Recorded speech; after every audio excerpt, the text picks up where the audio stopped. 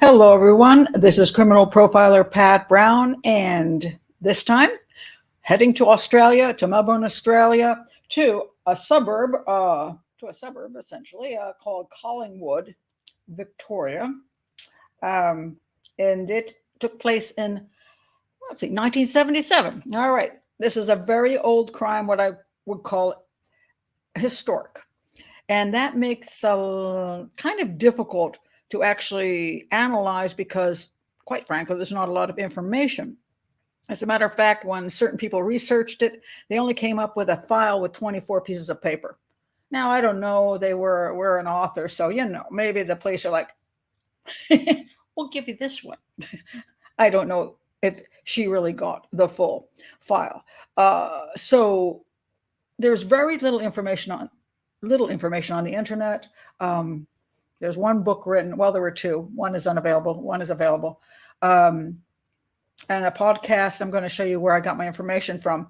But the information is limited in very many ways. And as I go through this case, I'm going to take you through and have you help analyze certain aspects of it and show you, okay, we don't know this. Therefore, what do you think we could come up with in spite of that? Because we're missing so much information. So much forensic information, so much witness information, so much suspect information. But I'm going to do the best I can. I have a top suspect. I do. So we'll see what you think about my top suspect as we go through this case. I'm going to read you one little paragraph from good old Wikipedia, just so you know where it took place and when. And I'm going to welcome people in the chat room. So let me tell you this: the Easey Street murders. They're called Easey Street murders because they happened on Easey Street. The Easey Street murders are often simplified to just Easey Street. Refer to the knife murders of two women, these two women, and not the baby. He is alive, but the two women were brutally murdered.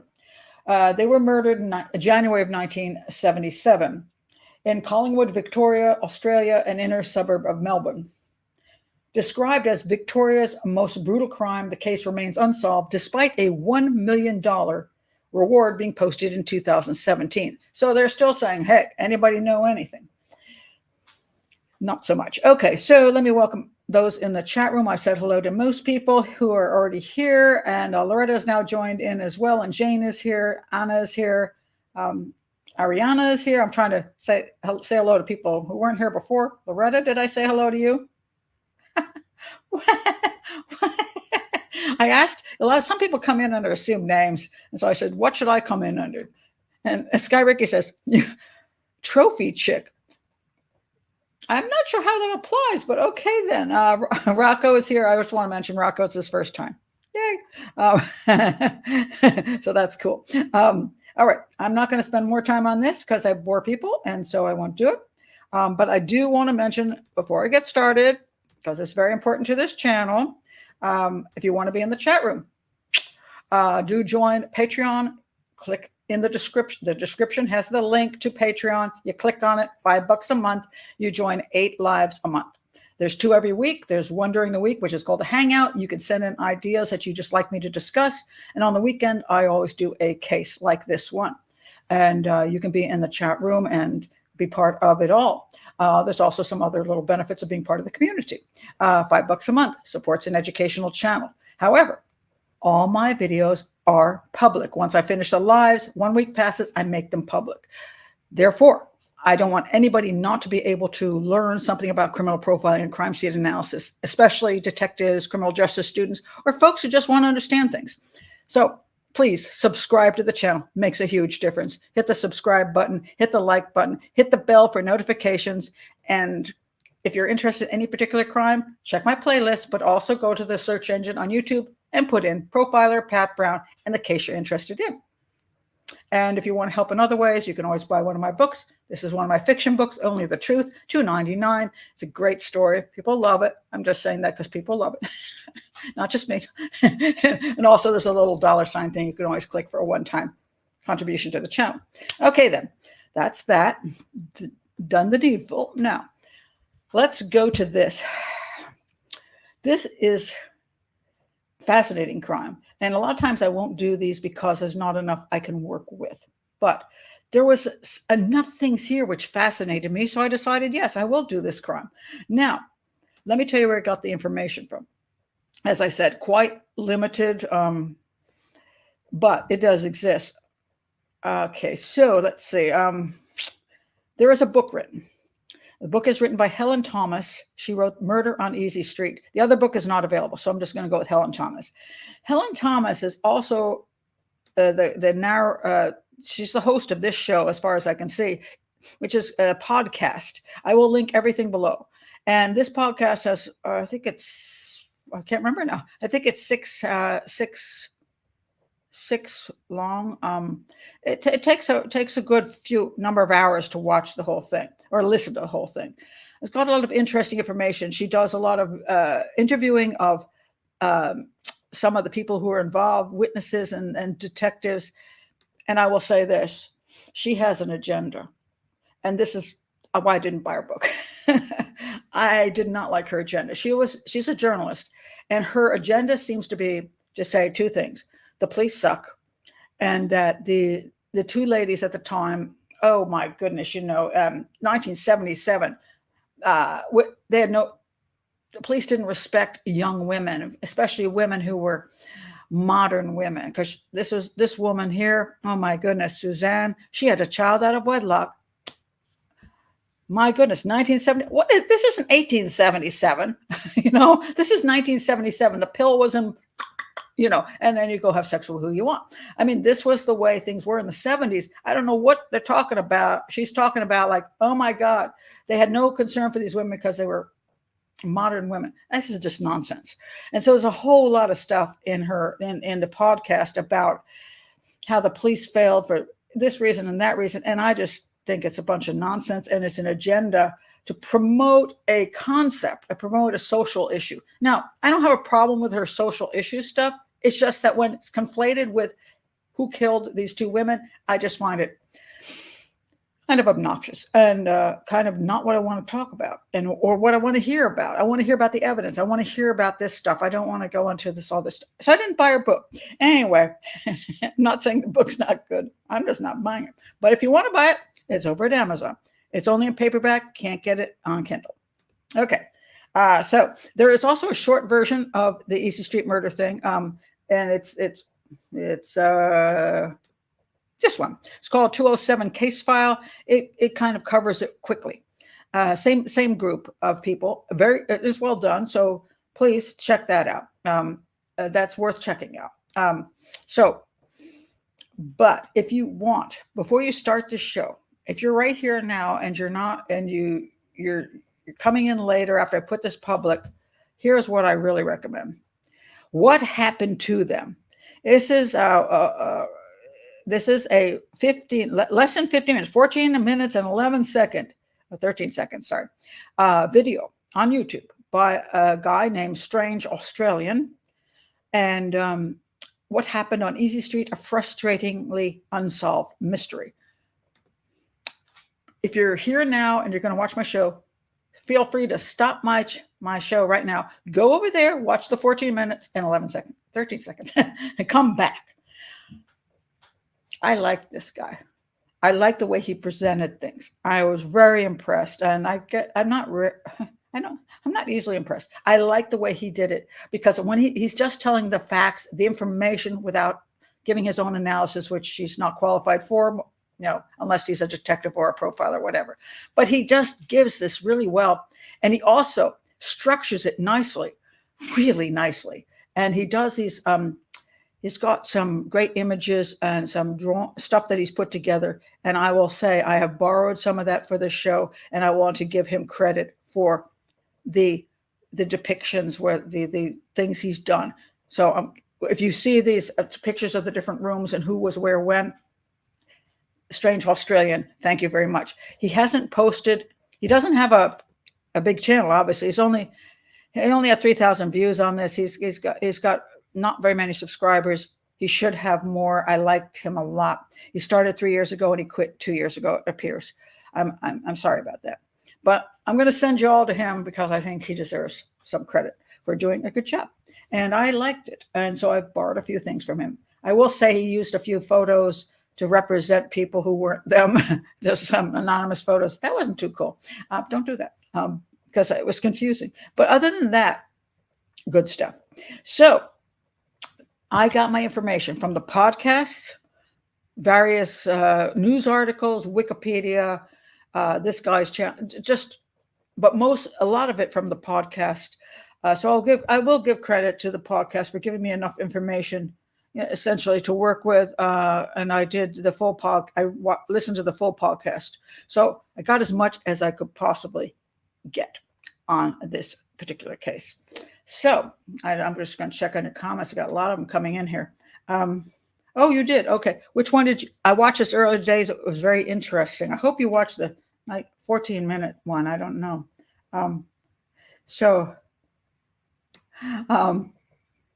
Okay. I'm not, okay. Some interesting comments, but I'm not going to comment on. Anyway, you have fun in the chat room if you join. Okay. Let me get to this case. And all right. Let's see how I'm going to start this case because it's just fascinating. All right. So you have these two women. Let me explain to you a little bit. I'll use Wikipedia for the background. Suzanne Armstrong. This is Suzanne. Okay. By the way, they call them the two Sues because they're both Sue. Okay. This is Suzanne Armstrong, 28 years old, a single mother who had a child while staying in Greece. She hooked up with some fisherman dude and they were going to get married. And then she realized that living on a small island with a Greek fisherman, might not be her lifestyle. So she left with the kid. And she said, why don't you come to Australia? And he kind of didn't come. And so that was the end of that. So she was raising her child on her own. So Susan Armstrong, 28 years old, and Susan Bartlett. So we're going to call her Suzanne. We'll call her Susan because that's their names, but it sometimes gets very confusing. Susan, a school teacher.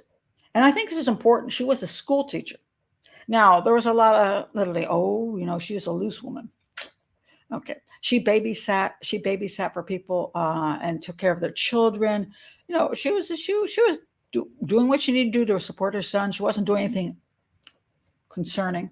And she was a teacher and the kids loved her. So when you say that not you, but when people say, oh my God, the police didn't care about them. She was a teacher in the neighborhood.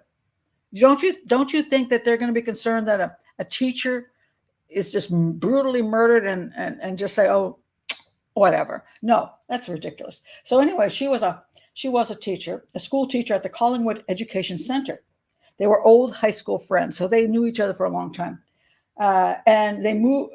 So what happened was they rented a property at 147 Easey Street in October of 1976. So they'd only been there like 10 weeks. They were very new to the neighborhood, which is also kind of, this is the house. This is the front of the house. And you can see down here, it says the number there. And this is the back of the house. And the layout of the house is going to be an interesting point of the whole crime scene analysis. So keep a lot of this stuff in mind. So anyway, they rented this place and it was in a working class neighborhood. Some people said there were bars nearby, but it's one of those things, when you say working class, people seem to like, okay, that's a shitty neighborhood. It's like, okay, I lived in those neighborhoods. They're not so bad. It's like they're working class people. There's a lot of blue collar, nice people who are working. Just because they're not mansions, it doesn't mean anything. But the point being, again, if you're looking at trying to say they didn't work this case hard enough, it's because they were in a working class neighborhood. I don't think this is true. So I think a lot of times people like to trash the police on things that I don't think are true. What happens oftentimes when things go south in a police investigation is that you have too many untrained police officers, police detectives. They're just untrained. They don't have experience. And that is true today as it was in 1977. The second problem is the case is damn difficult. And not every case is easy. And when this one's on Easey Street, okay. but there, if you have a difficult crime, some of the crimes are so easy to solve. You arrive and there's a dead person laying in the street, and you look around and you say, who done did it? And they go, oh, it was Joe. And Joe's still standing with the gun in his hand. You can solve that case. You just got to be sure that you write everything down properly and handle the crime scene properly. When you come into a situation like this, it's so bizarre and it's so weird. And I believe they tried their best at that time in 1977. Would they do better today? Yes. Why would they do better today? I'm going to just stop here for a second. Why do you think they could do a better job today than in 1977? I want to go to my comments on that because I think it's interesting. Okay. Why do you think it will be easier today than in 1977? Oh, that's interesting. A lot of houses in Victoria at the time were built like that. They're really interesting houses, by the way. Let me just show you a picture of the house. It is an interesting house. It looks like this. You see that? Okay, so what you're seeing here. Okay, let me hold on a second. Sorry, Kez Chick, I need to knock you off for a second so you can see the picture better. What? Oh, no, don't hide the comment. What? Wait a minute, what happened here? Oh, there we go. I thought I knocked Kez Chick away permanently. Okay, this is the house. Okay, and it is a very narrow house. And there are houses, if you look properly, you can see that I'm going to click off for a second. You see how there's a house right here? Okay, so these houses were like, okay, and so the house here is a very narrow house. It's very, very interesting. So Easey Street is you can see it's on the front, and you have not at the front. You don't walk in on Easey Street and then find the living room, which is what you usually think when you enter a house from the front door. In this case, you come in the front door, and on the right is a bedroom. You go a little further, there's another bedroom. You go further still, there's another bedroom. There's 3 bedrooms in a row. And then when you get down to the 4th room, that's your kind of lounge dining area. I'm saying lounge because I believe that is a proper term that is used in Australia. We call it living room in the US, but lounge. All right, so they got the lounge and the dining room area, and then the kitchen, and then the little bathroom is at the end of the hall, and then you go out the back, and you got a little yard, a little fenced-in yard. That's the way it looks, and that is kind of a unique style. And this, again, is important in the crime scene analysis of how the whole house. This is the front of the house. This is the back of the house, a little yard in the back. After you've gone all the way through, then you end up here. So that is important. Okay. Yes. Melanie says right away, DNA. In 1977, there was no DNA. I have one article that says, and they had DNA. Not in 1977, they didn't. They had some blood in 1977, and all they could do was tell blood types. And they had A and O in this crime, and I'm going to get into that a little bit later. But they did get DNA, but it wasn't analyzed until 2 to 3 decades later. So yes, they didn't have that. They had forensics, but they were kind of like limited, shall we say. Better technology. Yeah. When you're talking about labs and everything else they could do, much better technology. Crime scene analysis. Yeah, that's another interesting one. I want to put with crime scene analysis, they also didn't use such protective gear, because what's the point of protective gear when you couldn't analyze anything anyway? So you're like, people weren't like coming in with the big suits and everything, because what was the point? Ring cameras. Yeah, they didn't exist. There's no cameras on the street, so you're not going to get any video of anything. Let's see. No, your camera surveillance. Yeah, that all just not there. Better understanding how to preserve crime scenes. That too. Because if you didn't think you could get anything more from the crime scene, You're not going to work overtime on that. It's like, yeah, whatever. Let's go look at the suspects. You're not going to do that. So um, let's see. Oh, yeah, that still lacks. Just to say, detectives still do not go to detective school before they become detectives. They go from the street straight into becoming a detective, and they're lucky if they get some seminars. It's as bad as it ever was. Let's see. No, they had a lounge. The lounge is connected to the dining room kitchen thingy because they were back there watching TV on the day before. So,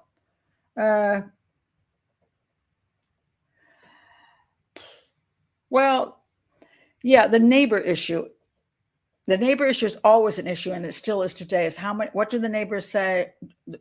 And this is going to be very interesting. We have a couple witnesses as neighbors, and the author of the book that I didn't buy, and who did the podcast, Helen Thomas.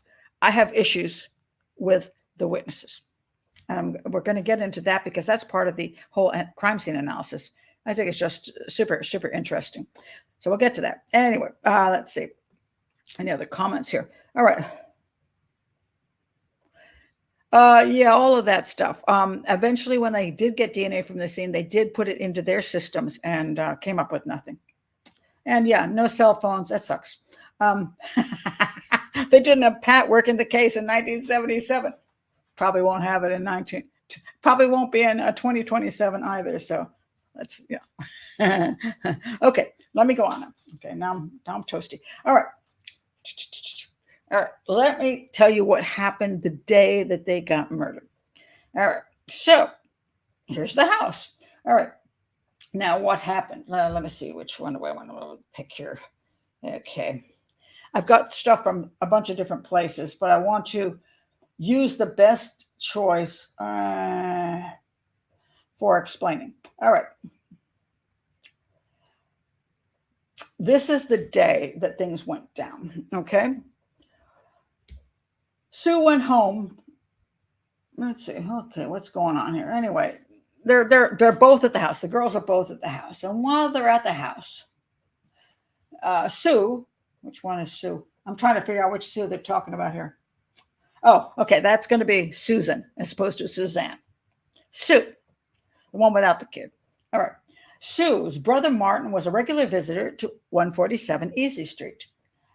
Having also made the move to the big city, he enjoyed helping his sister with tasks around the house in exchange for home-cooked meal.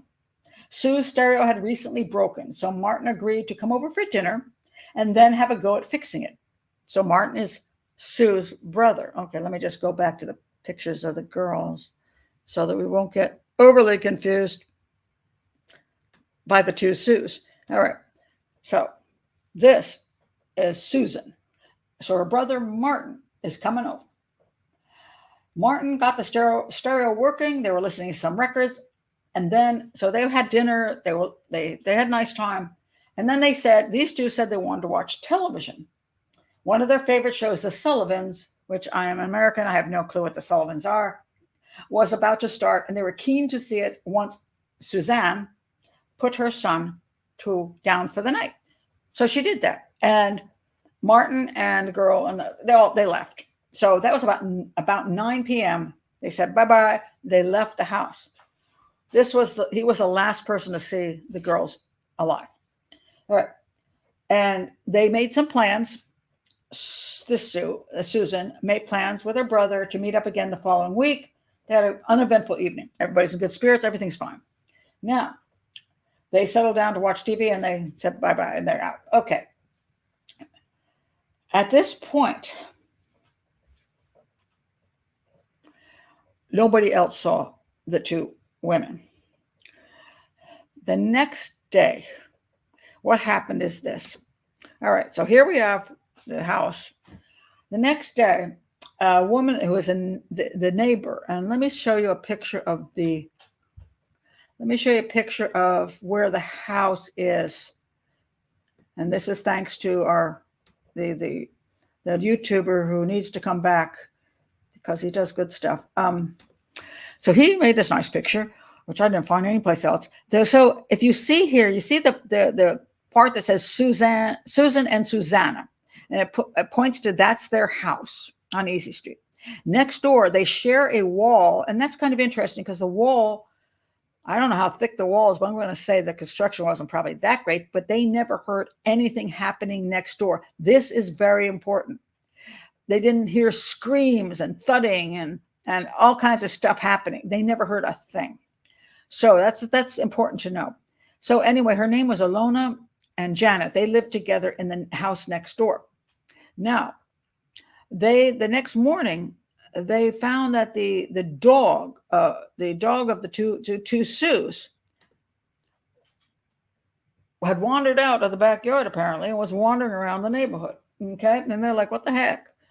They thought the girls were pretty responsible, and they're like, "Why is the dog wandering around?" So they picked up the dog and they took it back to their house, which I thought was kind of interesting. Just as an aside, it's like they also had a backyard. Why don't you just throw it back into their backyard? I mean, and lock the gate, and shut the gate. I don't quite understand that, but anyway, they kept the dog, and so they were trying to find out, hey, come pick up your dog, and nobody came to pick up the dog. So by evening, they put a note on the door, which you can see here, and that note said, "We got your dog." The next day comes along, and they still have the dog, and they're like, "What the heck is going on here?" So they were concerned, but they didn't hear anything out of the ordinary, so they kept the dog another day.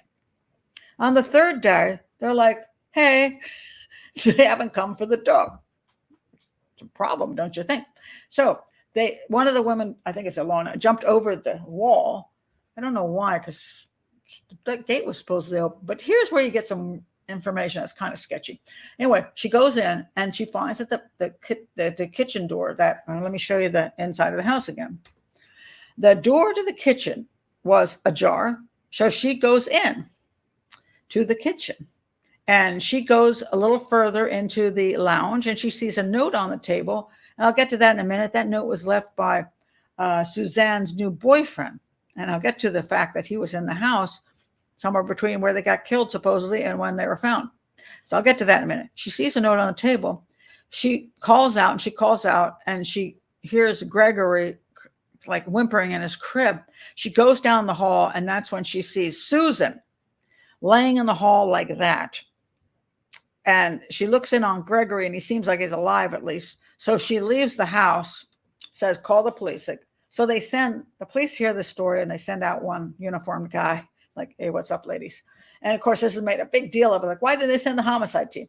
Well, I don't know, because guy was local in the neighborhood, and it was easy for him to roll in to make sure that they were like not making up a fake story. Oh no, people never call in fake crap to the police. Sure they do. So he goes, nothing wrong with that in my opinion. He goes to see what's going on, and he looks and says, "Oh crap." Then the homicide team rolls in because clearly there's two dead women in there, brutally murdered. And so that's where the story starts in. Now, what happened to the women in that house? Okay, let me put that picture back up of where they were. All right. Okay. The women, both of the women collectively have been stabbed a total of 82 times. Yes, 82. Susan, the one in the hallway, the one that's not the mother of the child, Susan Bartlett, sustained 55 stab wounds. And Suzanne, the mother, the Gregory next door, the baby, she had 27 stab wounds. The wounds were deep, having likely been inflicted using forceful, rapid thrusts with a 2.5 centimeter wide blade. They're like a big knife, is basically what they said. However, it didn't appear that a great struggle had taken place.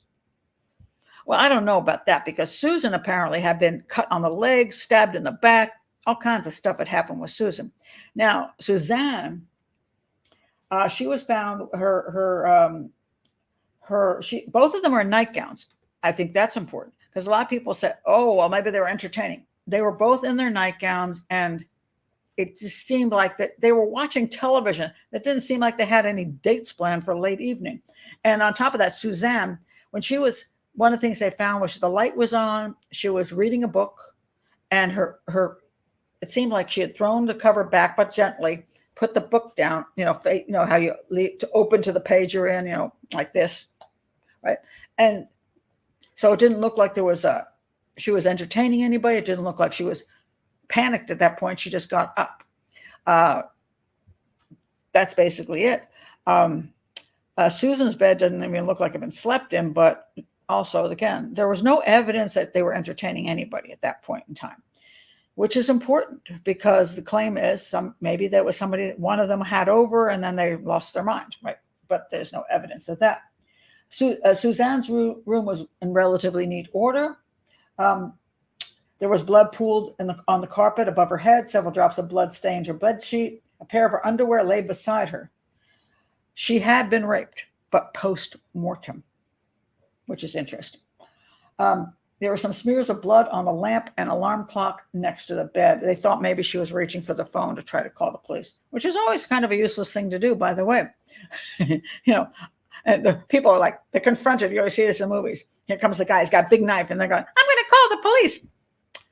You're going to try to call the police, but I'm pretty sure that knife is going in you before you dial 911. No, not happening.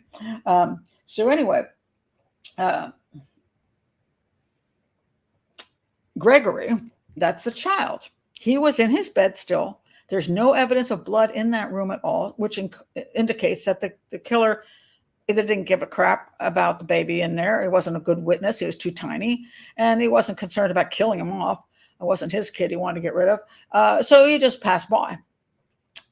And the theory is, I'm just going to say the theory at this point, is that he went out of, there's evidence of certain things. What were the evidence that from there? Let me tell you what some of that evidence is. All right. The living room, that would be the lounge, which is where the note on the table is,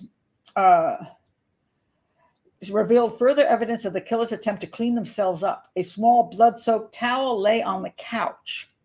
A second blood-soaked towel was found at a playground. I also heard it was down a drain, so I don't know which one is true. 300 meters from that location. And then there was blood in the bathroom, and there was bone fragments found down the drain, which indicates he went to the bathroom. He supposedly even got in the shower and showered off and tried to clean the knife. And then there are these towels.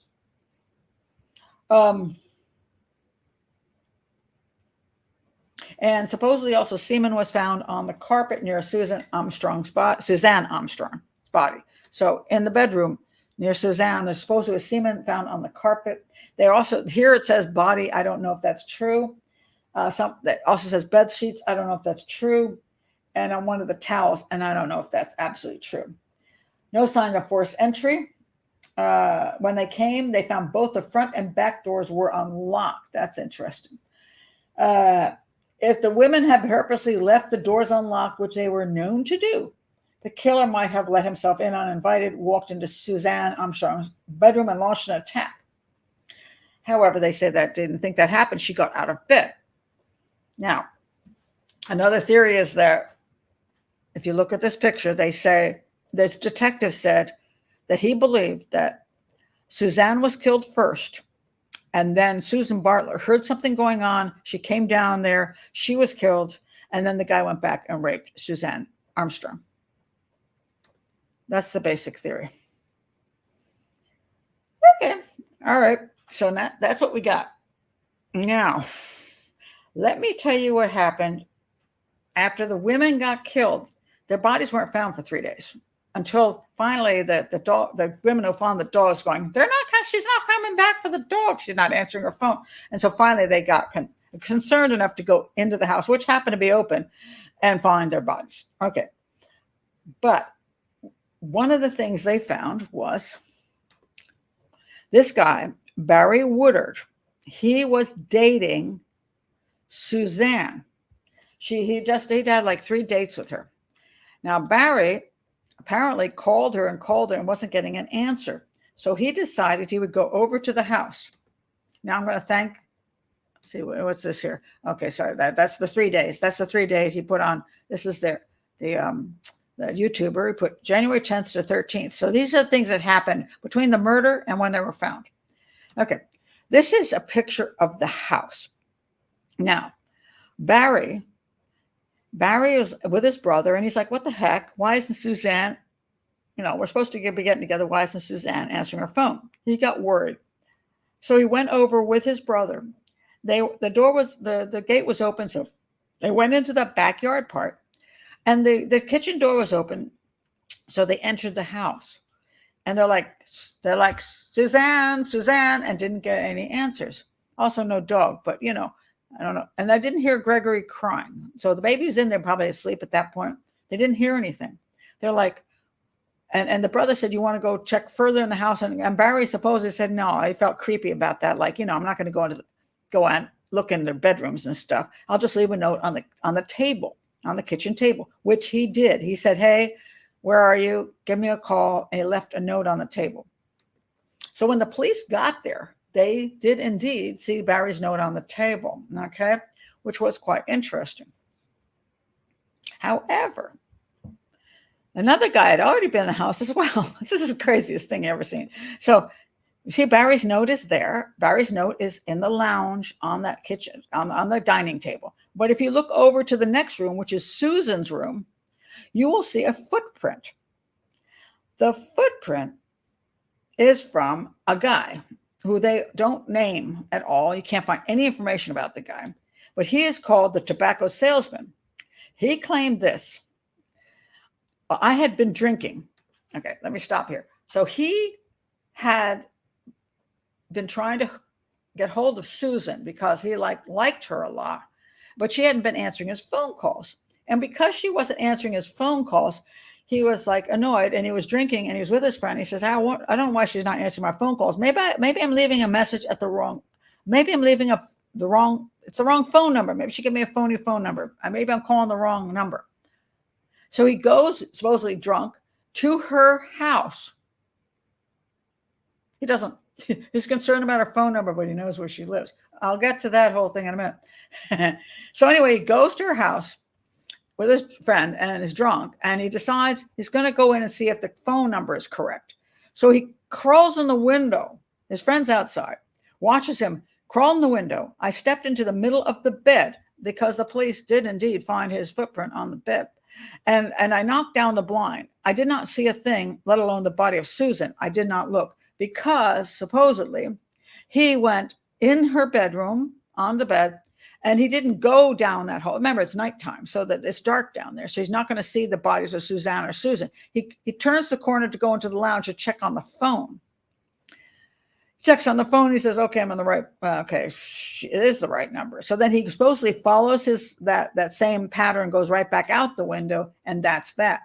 The day after the women were found dead, he goes to the police, and he says, hey, that footprint you're finding on the bed, that's mine. This is what I did. And I was with this guy, and I was drunk, and this is what I did. The police were okay with it. So anyway, what we have at this point is we have the women. Let me go back. The women were murdered. The next day, the tobacco man, tobacco date, or what you want to call him, crawls in Susan's window and looks at the phone number. And then the following day, Suzanne's buddy, her date, Barry, is that Barry? I'm sorry. Is that his name? Barry comes over with his brother and goes in the house as well, leaves a note on the kitchen table. So there's been three guys into the house prior to them finding the body, but nobody looked down the long hallway because it was very narrow, and they did not see in the dark the bodies of the ladies until the next door neighbor tried to find out why they're not coming back for the dog, and she went further into the house and she discovered the bodies. So that is the main gist of the days of the crime. Okay, I'm going to check some of your comments, and then I'm going to go on to some witnesses. Tobacco man. Wait a minute. Tobacco man. Yep. No smell of blood. I guess not. BS. Creepy as Yeah, that is quite creepy for sure. I don't believe that guy. Interesting enough, neither did the original detective. He said, I didn't believe him then. I don't believe him now. So that's an interesting point. I have a problem with his statement and his tenses, a big problem. I will say this, you have to be very careful when you're getting information via the internet. I don't know that everything is accurate. That's all I'm going to say. Both doors are open, but he crawls through the window. That is interesting. Why would he do that? I mean, why? Obviously, theoretically, he could have knocked and nobody answered, but you would think you just go like this and see whether they can just walk in instead of crawling through somebody's window. That is concerning. Interesting. I have a stalker vibe. I'll tell you something interesting, Sarah, about that. Back then, it seems like people were, when we look back in time, we don't seem to accuse people of being stalkers nearly as much as we do today. Today, it's like, oh my God, that guy's a stalker. Back then, it's like, he was just in love. I don't know why that is. They didn't look while they were inside. Well, the Barry guy says, he just felt like he was invading their home. He just wanted to leave the message and go away. The other guy is only interested in finding out the phone number. All right. I don't think the killer was related to the baby. Elsie, be sure the child was found earlier than 3 days. That's a good point. If the baby was a product of a relationship that Suzanne had with a guy in Greece, they actually did look at him as a suspect, but he'd never been to Australia. And he knew nobody in Australia. So it's not like I want to kill off she was supposed to marry him, and it was heartbroken because she just sort of dumped him. And she claimed she told him she was coming back to Greece, but she bought a one-way ticket and then tried to get him to come over. She didn't want to live there, apparently because it was a kind of a old-fashioned kind of culture, and she was kind of a modern girl, and she just realized that you have a vacation romance. Do you really want a lifetime of that same thing? And she realized she didn't, and she was trying to get him to come over, but I don't know if he had problems with the visas, couldn't do it, couldn't leave his family, whatever. So they did check him out. He came out not never having been in the country or knowing anybody. I've gotten lucky, Loretta. I haven't screwed up. Don't say that. I'm going to screw up now and click on the wrong dang picture. You know that. Supposedly only one was raped and postmortem. So that's very unusual as well. No, the baby's not a threat because it's a baby. A certain age, a child will be murdered because they are a witness, but certain ages, it doesn't matter. So anyway, okay, now let me tell you this. I'm just going to kind of roll forward to the DNA issue, just to point it out. Eventually, they got DNA. They took the DNA that from back in 1977, and they had it in storage, and they processed it, and it matched. They had originally 8 suspects. Okay. Let me mention another suspect.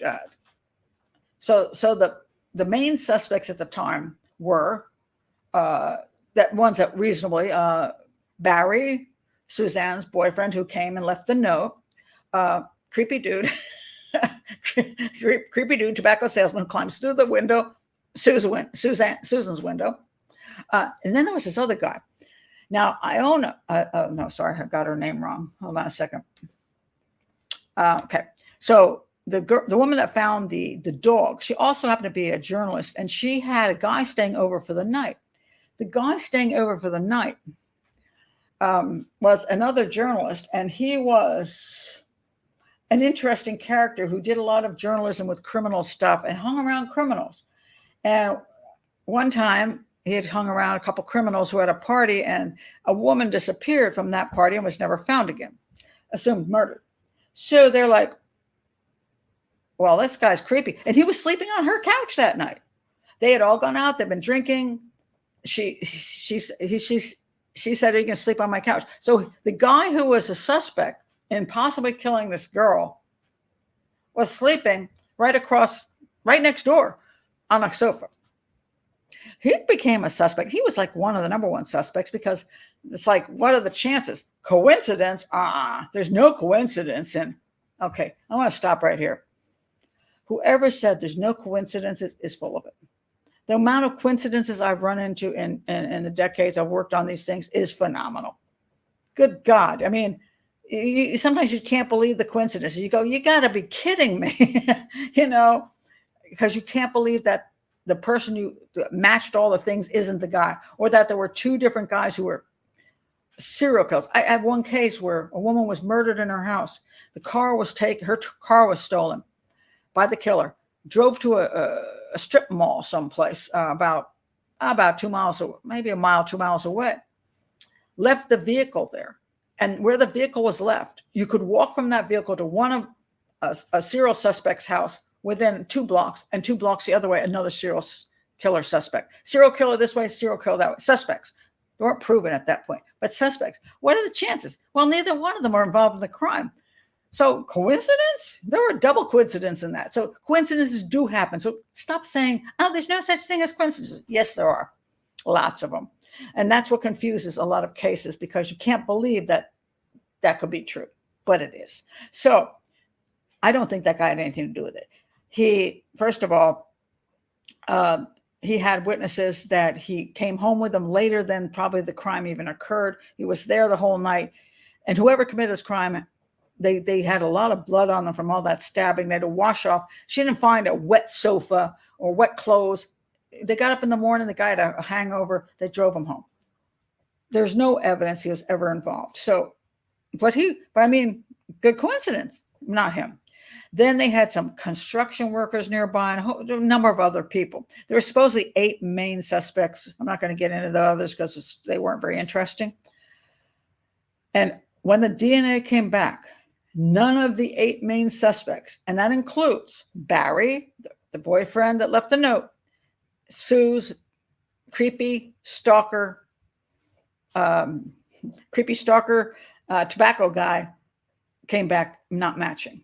Nobody matched. And as a matter of fact, they have put that profile, that DNA profile, into their data banks and never has matched anybody ever.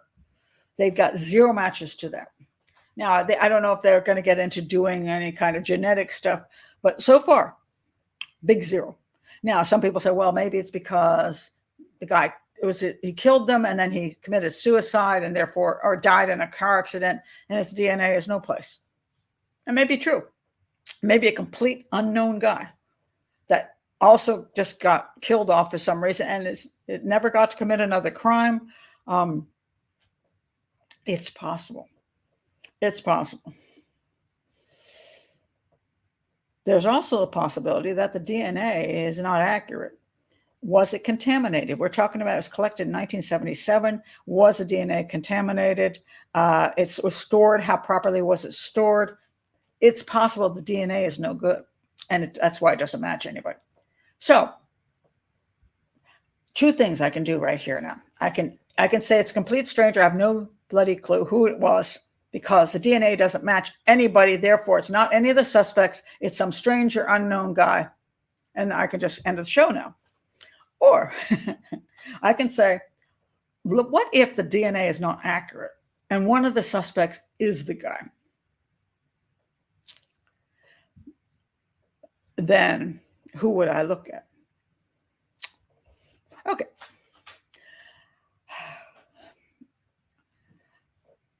Creepy dude, stalker guy. I have problems with him. I have problems with his story. I needed to find out whether the phone number she gave me was the correct one. Yet you know where she lives.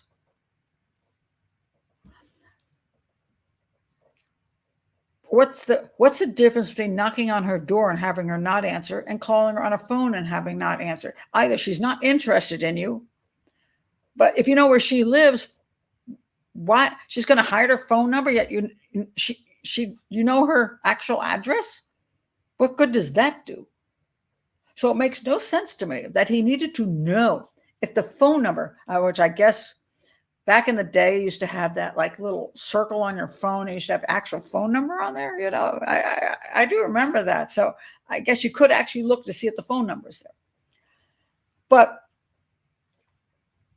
you know where she lives. Why is it necessary to do that? It makes very little sense. So he says he comes over drunken and he has his friend with him. And he crawls in that window. And amazingly enough, she's not in the bedroom. So he just stomps on that and the bed, leaves a footprint. And then he goes around, says the phone's fine, and goes out the same way. Now, mind you, I guess if he came in that way, he could theoretically go out the same way. But why? You could just go out the back door. But okay, let's say he went in that way, so he was going to come out that way. Was there only one footprint on the bed? Or was there more footprints? That's some of that information we don't know. Oh, wait a minute. Let me stop here before I go more on to could creepy stalker dude be the guy? There were a couple witnesses. Okay, there were a couple witnesses. At least they claimed to be witnesses, and one was a guy who lived next door, and he gave a story about how he was asleep, I guess, on the sofa. Everybody sleeps on sofas in this neighborhood. They do. Now I'm going to guess for my pictures. Y'all said I got all the pictures right. Now I'm going to screw up because I'm not sure what picture that is and what picture that is. I'm going to try this one. See, I got the right guy. It was pure luck. His guy's name is Peter Sellers, not the famous actor. I got no doubt whatsoever that there were two people involved, none whatsoever. So here's what Peter Sellers says. The guy lives next door. He says that he at 2:30 in the morning, I don't know if I forgot if he was up or not, but he heard a front door slam because he says he's in the front of his house. So he's like that. I don't know if this is his actual house, but he's like in this house or this house over here. But he's on one of the sides. He hears the front door slam. And then he hears two car doors slam. Boom, boom. And then the car speeds away. Boom, 2:30 in the morning. Okay. So he says, therefore, I know there's two people involved in this crime. First question I have is he absolutely sure it was his house? Now, you'd think maybe next door you would hear to one side or the other. 2:30 in the morning, a car door slams and two people jump into the car and drive. The front door slams and then two car doors slam and somebody drives off. I'm going to show you a picture of the house and I want you to tell me why I have a problem with this guy's claim. All right, well, here's a picture of the house. Look at the front door. Look where the front door is. There's Susan. There's Suzanne. The front door slams.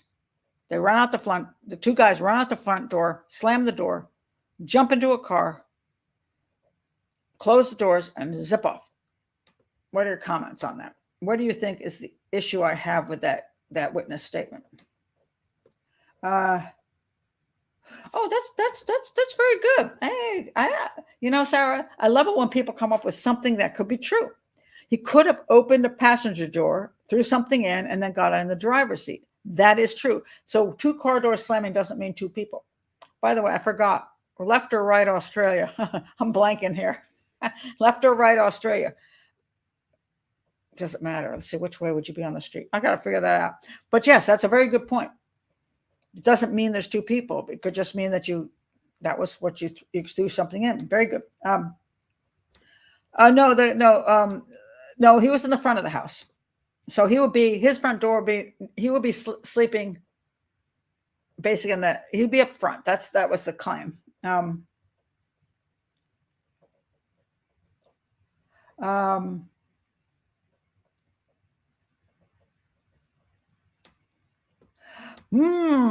Carla had to step over a body. Let's look back at that picture. Let's look back at the picture of. So Suzanne's killed. Now, theoretically, according to the one detective, he thinks Suzanne was killed first. Then Susan comes up there and she's stabbed, 55 times. She's trying to escape. She's being stabbed in the back. And you got two guys in the midst of this mess. What do you think is missing on the front doorstep and in the street? What is missing? Oh, wait a minute, hold on a second. What's going on here? Okay. What's missing? Thank you, Tim. Blood. I would think if you're stabbing up somebody 55 times in that spot, and then two of you guys run out the front door, you're gonna have blood on the front door, blood on the outside of the front door, you're gonna have blood on the steps, you're gonna have blood going into the car. I've never heard a thing about any blood. I find that hard to believe. Also, the simple fact is, yes, you have to step over her.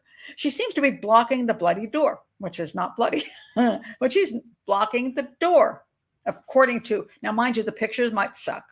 Again, this is an educational channel, not a crime solving channel. I can't solve a crime, but I don't know that the information is accurate. We're just trying to use just a concept of how crime scene analysis is done. So she's in the way of the door, according to where her body is. So it seems a little odd that they would go out that way and then jump into this car, which is been sitting in front of the house during the whole crime. Would you leave your car outside when you're going in, two guys going in there stabbing up two women, and then you're going to come right out and get in your car right in the middle of the street?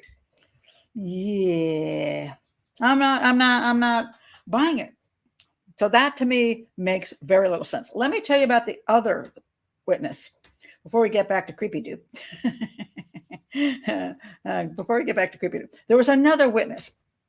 That was Gladys. Gladys was I don't want to say the term elderly because I guess I'm the same age as her maybe now, and I hate that term, but they considered her an elderly lady. And she lived there next door to them. See where the red line goes in. This is her story. So she, let me go back and show this picture. She's in her home, and it's hot that night. It's supposed to be very hot. They're kind of wondering how Gregory, the poor baby, survived 3 days in this incredibly hot temperature. And I also wonder whether they had air conditioning, because I didn't see any information about air conditioning, because air conditioning would make a difference as to whether your windows were open or your windows were not open. It also makes a difference of whether you can hear anything. Now, as far as I can see, this window looks closed. If it's 100 degrees Fahrenheit, which it was supposedly, and I think it was 40 centigrade, not good with centigrade. Is she going to be in this room without a window open? Is Suzanne going to just be sitting there quietly reading a book, sweltering, water pouring off her face? Or does she have air conditioning someplace? I don't see an air conditioner in this window. I don't understand this house. If it's hot as hell, somebody's got to have air conditioning, or you got to have fans going, or you have to have windows open. You got to do something. And if you have fans going, air conditioners going, that's noise, and noise can prevent you from hearing what's going on. And that's very important. And the same thing is true for the house next door. If you have the ladies next door who didn't hear anything happening, although they share an adjoining wall, why didn't they hear anything? It's because it's so noisy where they're at that they never heard any screams or bouncing, the actual killings going on, because there was no noise blocking it out. But I don't have any information on that. But anyway, so Gladys apparently can see. The claim here is, let's look at the picture again of her. She can see supposedly into the kitchen or into the dining room. It's a little confusing, but let me go back to this. There's Gladys, and somehow I guess she's on the other side of the alley. She doesn't share a wall. She's on the other sid of that alley. That they think that the killer came out into the backyard and then went up the alley. Okay, and good old creepy dude, he came down the alley and then crawled in where that says bed in the middle, because that's where Susan's room was. He stomped on that bed. So the alley is there, and so Gladys, the supposedly elderly woman, was on the opposite side of that alley. And she was hot, and her husband was asleep, and she was hot about 2:00 in the morning. She says 2. Now, mind you, the good old Peter Sellers says at 2:30 he heard this slamming of the front door and the car doors, boom, boom, and somebody speeding away. She says 2 o'clock, which is 30 minutes before. She says she went out and she's sitting trying to get some air. So she's sitting there and she can see straight into the window of the girl's house. And she sees, now she tells two stories. Now, one of the stories is she sees Susan sitting there with a guy, and they're drinking out of small glasses, which I would say are shot glasses. And this is 2 o'clock in the morning, loud music playing, which is kind of interesting. It's like, wow, loud music playing, so loud that she can hear it. At 2 o'clock in the morning, she's not going to have happy neighbors. I don't know that I believe that part. But anyway, mind you, these two women are already in nightgowns because they were found in nightgowns. So she's having now at 2 o'clock in the morning, sitting down with a fellow drinking something out of shot glasses and having a good time. And then she gets up and she puts her arms supposedly around this guy, like she wants him to kiss her, and he doesn't kiss her and he doesn't put his arms around her. That's the story. And he's a dark-haired, brown-haired guy. That's one of the stories. Then she tells a second story, which is that she saw a tall brown-haired guy washing a bloody rag in the kitchen sink. She sees this. And then she sees that guy coming down that alley with a knife in his hand. Now, Helen, who wrote this book, the journalist, Helen Thomas, is all over this thing. The police didn't give her due respect. They didn't interview her properly. She tried to tell them and they just tossed her off. And then they came to her and she said, well, screw you all. You don't want, you're not treating me right, so I'm not even going to talk to you. And it was years and years before a journalist came and all this kind of stuff that finally the story came out about what she had seen. And if only the police had taken the proper interview, they would have a description of this guy. They could get identikit done, they could have solved the crime. Get out of here. That is the stupidest story I've ever heard. Let's look at this. First of all, let's look at the guy. She sees a guy washing a bloody rag. She says, oh, those are nice girls over there. She supposedly likes them. She sees a guy washing out a bloody rag and leaving the house with a knife in his hand. And she doesn't call the police. She doesn't go the next day and knock on the girl's door to see if they're alive. She does nothing.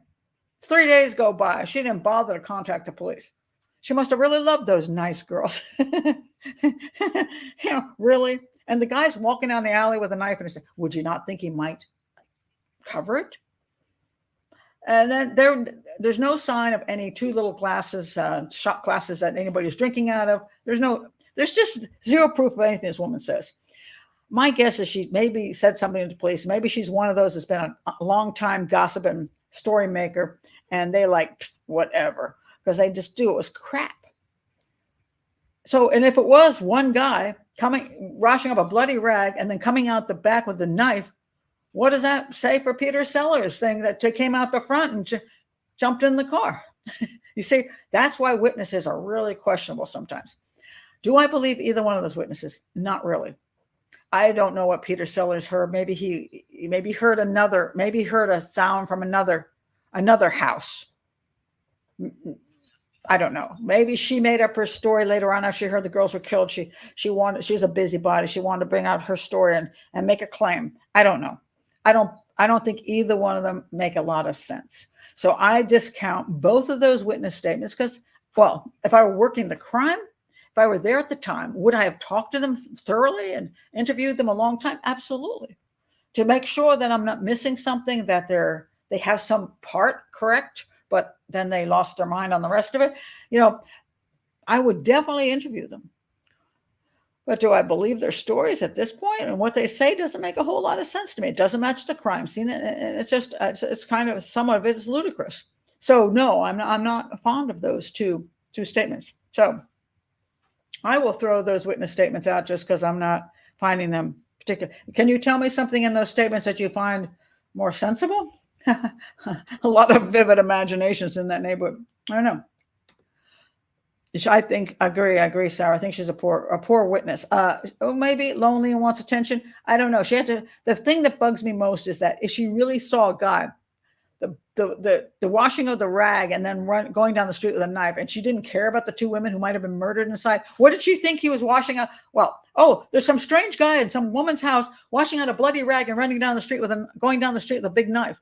But I'm going to guess he might have cut himself. I mean, wouldn't you want to make sure that the girls were alive? So she either is a fabricator or she's a horrible human being. Take your pick. Oh, the mariachi party. Well, we have a half American, half American, half Mexican family just a few doors down from us, and a couple times a year they have a huge party, and it only pisses me off because they don't invite me. I'm like, I like you people. Why wouldn't you invite me? I've been to Mexico. I love Mexico, and I know them. And I'm like, why do I never get invited? So, did you wear night goggles? Who knows? Oh my God. Well, think about all the crimes that might be solved and lives saved if neighbors would just call the police. Don't you wish? And the woman who found the dog, she's like, what took me 3 days? And she does blame herself for that because she heard at one point she heard the baby go and she just figured that somebody was in the house, and she was like, what's wrong with these girls? Are not coming to get their dog. She wasn't. She did go knock a number of times, left the note, but she wasn't persistent enough. It's kind of a shame. Yeah, they might have gotten a lot more evidence if 3 days hadn't passed and 2 other people hadn't crawled through the house, supposedly. Yeah. Let's see.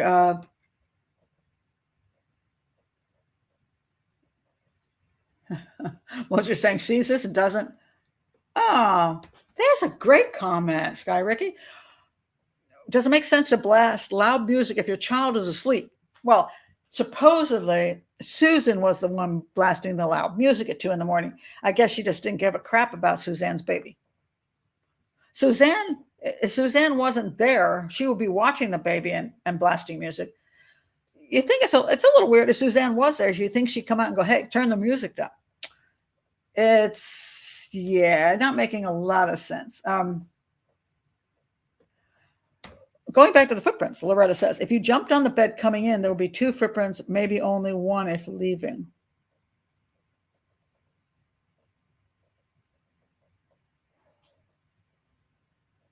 Very interesting. Possible. Okay, let's go to Creepy Dude. Okay, wait a minute. I want to stop and talk about something else, which is just interesting. And I don't have an answer for this because it boggles my mind. So I'm thinking something's not right. Now, understand, we do not have any crime scene photos. We do not have sketches. There's only one picture, and it's very mild, and so I think I can show this on here. Except I didn't put it up here. Maybe because I didn't want to show. Yeah, here it is. Okay. Somebody said there's blood all over the walls. It is not. They're trying to look for, this is where you put all the stuff all over the walls to try to determine what's there. So that is not blood all over the walls. That is powder or stuff. But they're looking for information. So this is the front door, and this is where the body of Susan was found. Okay. And I can't tell from this picture exactly what's what. I don't see big handprints on the front door, which is interesting. But anyway, I can't really see what's what. So we have poor information. We don't have a good, we don't have crime scene photos. We don't have crime scene sketches. We don't have information about where the blood exactly is. This is a crime with a massive amount, 80 stab wounds. Now, from what I know from the stab wounds, I'll try to get this back in my head. Suzanne in her bedroom was supposedly stabbed mostly from here up. Okay.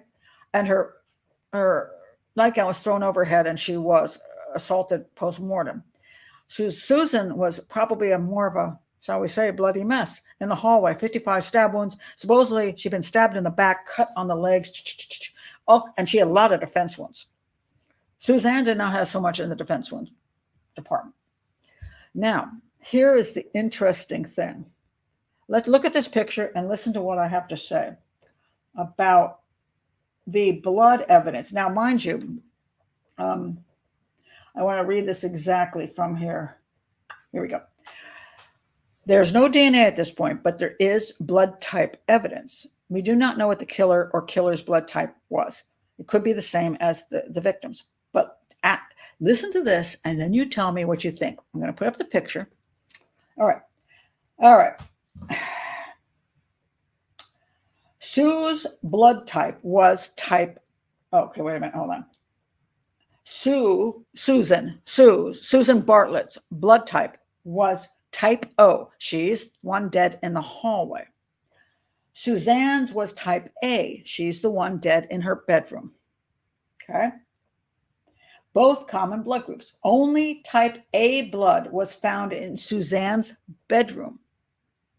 The bathroom, which is where the guy cleaned up. Remember, he washed up in the bathroom, maybe took a shower, cleaned the knife off because they found down the drain, they found bone particles. So only, let me read it again.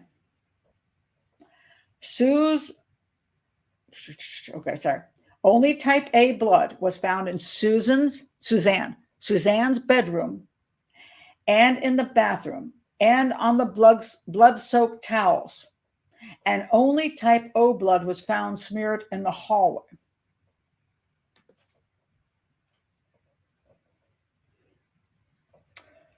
Let me repeat it. Suzanne had type A. Only type A blood was found in her bedroom, where she was, in the bathroom, and on the blood-soaked rags. Type O blood was only found, which is Susan's type, in the hallway.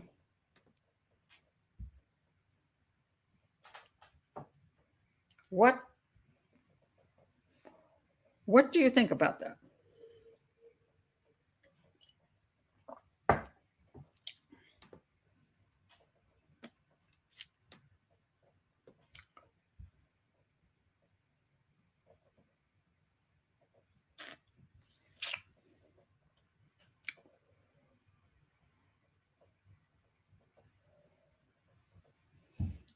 Okay, I'm going to start here.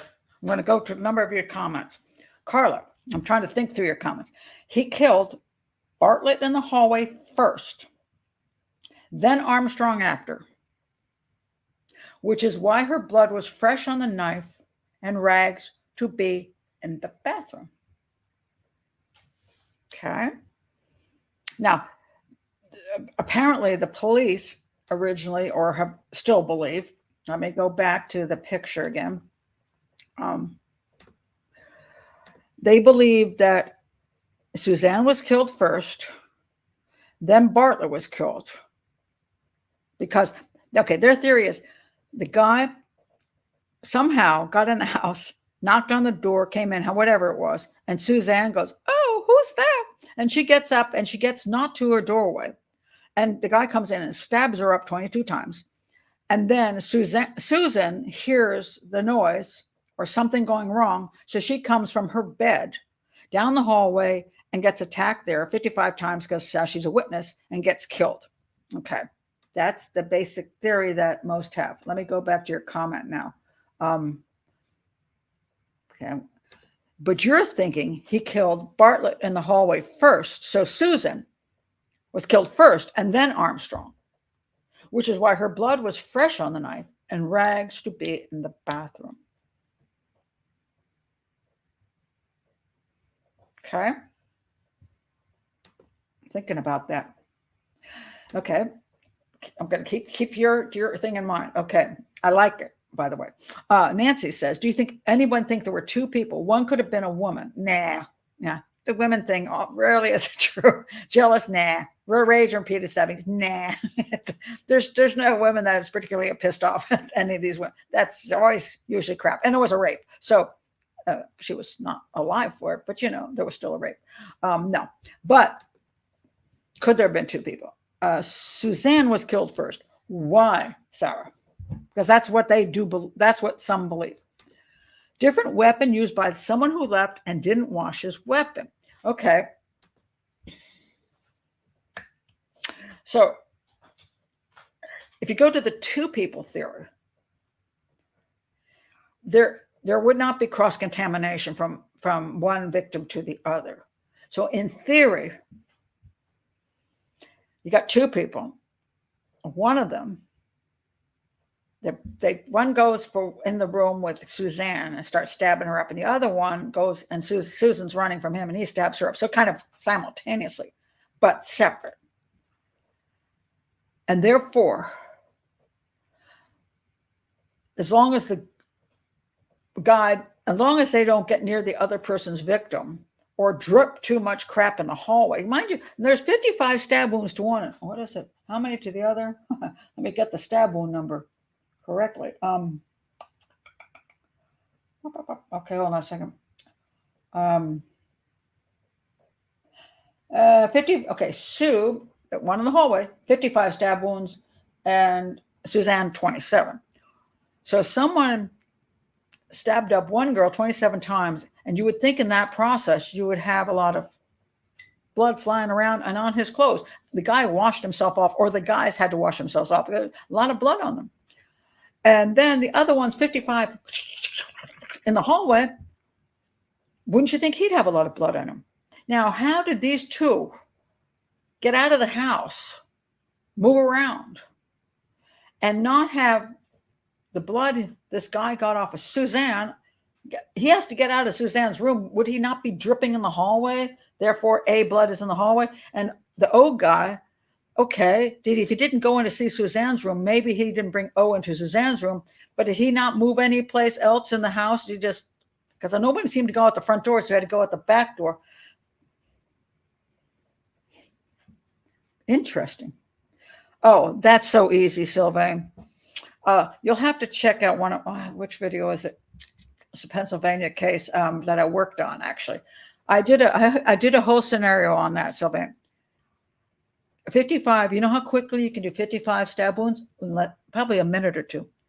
I actually put a timer on one of my cases, and I ran around my room. And you couldn't see me, but you could hear me. I was like, 1, 2, 3, 4. I stabbed up somebody like 50 times in under a minute. It's not that hard. People always think it takes forever. It does not. That's really easy. Interesting that one was raped. They thought she was the target, and the other one was the witness because she was the one raped. I know. I know. I've been ruminating over that, and the real reason that she might have been the one raped is simply because she might have been the one that wasn't so bloody. I mean, I'm thinking from people say, do you ever get in the mind of a killer? Not in the way that I've become a disturbed individual and can't sleep at night. But all right, if I'm the killer and I have just stabbed up Susan 55 times and I've stabbed her in the back and all across the legs, I'm going to say she's kind of a mess. And if I have sex with her, without her permission, mind you, it's messy. But Suzanne only got stabbed up this section, and her nightdress was thrown over her head. From here on down, might have been a good time. So there's my mind as a serial killer. Okay, that looked nice. The other one, not so much. You know, women for a psychopath aren't very meaningful. That he really cared more about, that he really was concerned which woman he raped is probably not really important, because as men say, you just put a paper bag over the woman's head and pretty much you all look the same. You know what I mean? So let's just be honest. So the parts kind of look the same if you want to do the damage. And this guy's doing post-mortem. He doesn't care about the woman's reaction because she's not reacting. All right. So no, she was not. She was raped post-mortem. Go figure. Supposedly this is supposedly just, I don't know. This is again where I try to point out that we do not have accurate information. As far as I know, they're looking at one DNA profile, which would mean one guy in theory, but I don't know what they're looking. I don't know how they analyzed it. There can be problems when you have two contributors. I personally think there were not two contributors. I think you have one. Some question whether that DNA was actually, if it wasn't in her, which it didn't seem to be, that it couldn't have been from somebody else who left DNA at another time, like the night before. And it wasn't even anybody had anything to do with this crime, just some dude she was sleeping with. And that's possible. And that guy's like, he hasn't committed any crime, so he's not in any database. And he's not going to say, oh, by the way, I slept with her. You're not going to come forward. Let me see what you say here. He could have used the towels found at the crime scene to lay out and walk across so as not to contaminate. Now, the DNA wasn't even in existence back then. Nobody's going to think all that cleverly.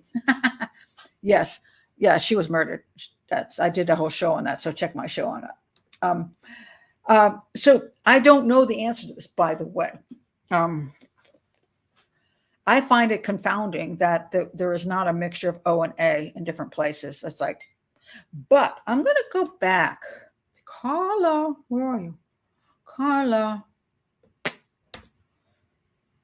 Okay, wait a minute. Wait. Where was that comment? Oh, man. Okay. I'm going to go back here. He killed Bartlett in the hallway first, then Armstrong after, which is why her blood was fresh on the knife and rags to be in the bathroom.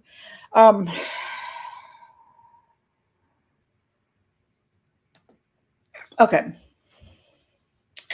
I think I agree with this aspect. I might be coming around. Now, mind you, one of the reasons I love to do the show is because I like to take you through the entire thought process. Sometimes when I do a show, I haven't come to a great conclusion. and I like thinking. I like, just ruminating on things and trying to figure out, what does that mean? And I like to take you through that so you have somebody who's with you, who does crime scene analysis, a profiler, who isn't going to pretend that they're like, oh, I know that. I got the answer. No, I want to show you why it's so difficult, but why I lean one way more than the other. So I believe with you, Carla, that Susan was killed first. Why do I think that? All right. Looking at this picture, I have this problem with her at the front door. I feel only two things could have happened. Okay, let's assume that, keep looking at the picture. Let's assume that some guy knocked at the front door. Knock, knock. And the girls are ready for bed. And they're like, what the hell? Who's that? Because we're all ready for bed. So Susan, what? She puts her book down. She gets up. She opens the door. She's killed in her room. So she would have to actually get the guy. The guy would have to come into her room. She really would have to know him. And then he would have had to attack her. And then Susan comes up there.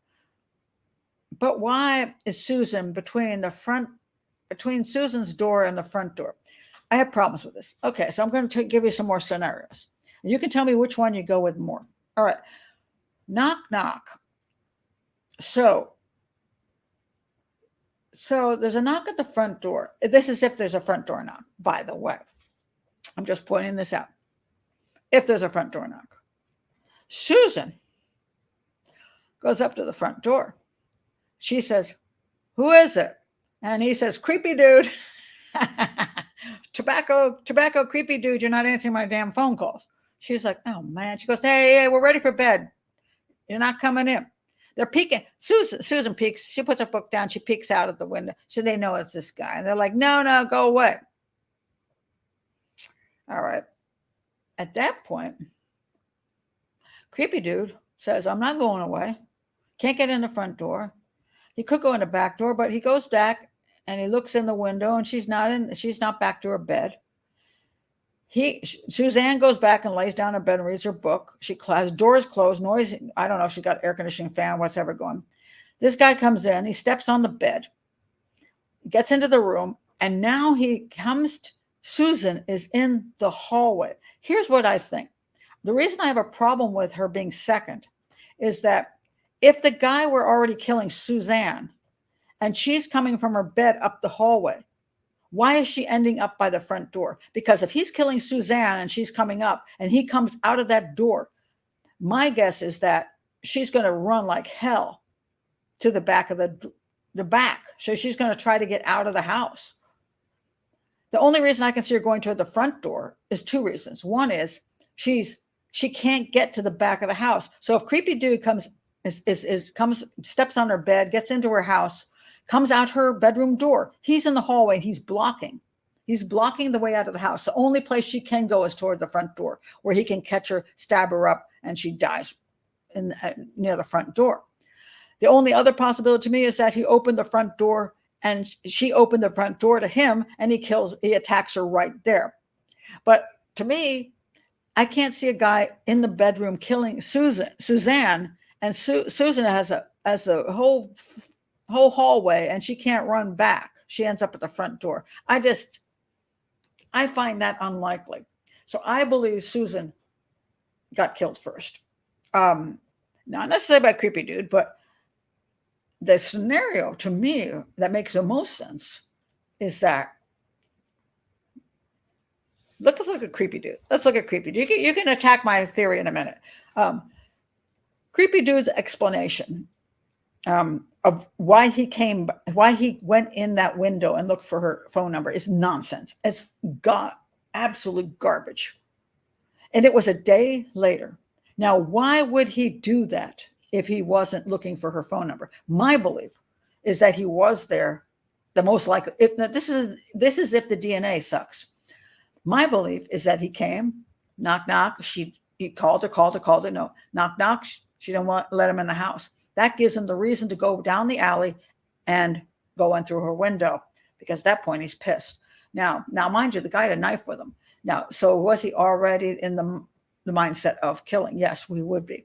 So he comes in and he finally confronts her. She tries to run away from him. He stabs her up. And then how much he knew about the second occupant of the house is questionable. But then the door, she says, "What the heck's the noise in the hallway?" She puts down her book. She opens up the door and he sees her and he goes, and he takes care of Suzanne.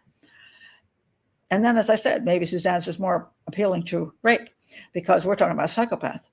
And then once he's committed that crime, there's no reason he'd go out the front door. That's insane. That he would clean up there because he's got that kind of mentality. He has no problem being in the house. That he cleans up as best he can, goes out the back door and disappears. But he knows he climbed in that damn window. And what happens a lot of times is the next day the person goes, "Oh my God, I've left evidence at the house." So the next night he's like, "I'm screwed up. Hey, I'm going to go check on her." And he knows they're dead. He said, "I'm going to check. I just got to do this." So now he's got a witness for when he goes in the window, he leaves a footprint, or whatever he really does. And therefore, he can cover the fact he was actually there during the crime. And then he goes to the police and says, "Yeah, I'm willing to admit that." I find that more likely to be a scenario than anything else I can come up with, as long as the DNA is garbage. If the DNA is like the only suspect I think makes sense.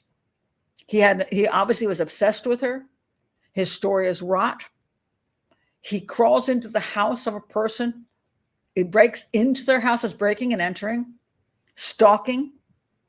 He's the exact type of person who would commit a crime like this. And the only reason I can think of him doing that is to cover up for what happened the night before. So I believe he would have knocked on the front door and they did not let him in. And while Susan was still up front, he went around to the side and went in her window and confronted her, but he blocked her exit to the back. And by that time, Suzanne was probably just in her bedroom, reading her book. She had no idea what was going on in the hallway. 1 minute is all it takes to stab somebody 55 times. How much she screamed is questionable. People always think a person's going, not a lot of times. When a person stabs you up, a lot of times you can't even express anything. You're so shocked. You're so much pain. You're fighting. You say nothing.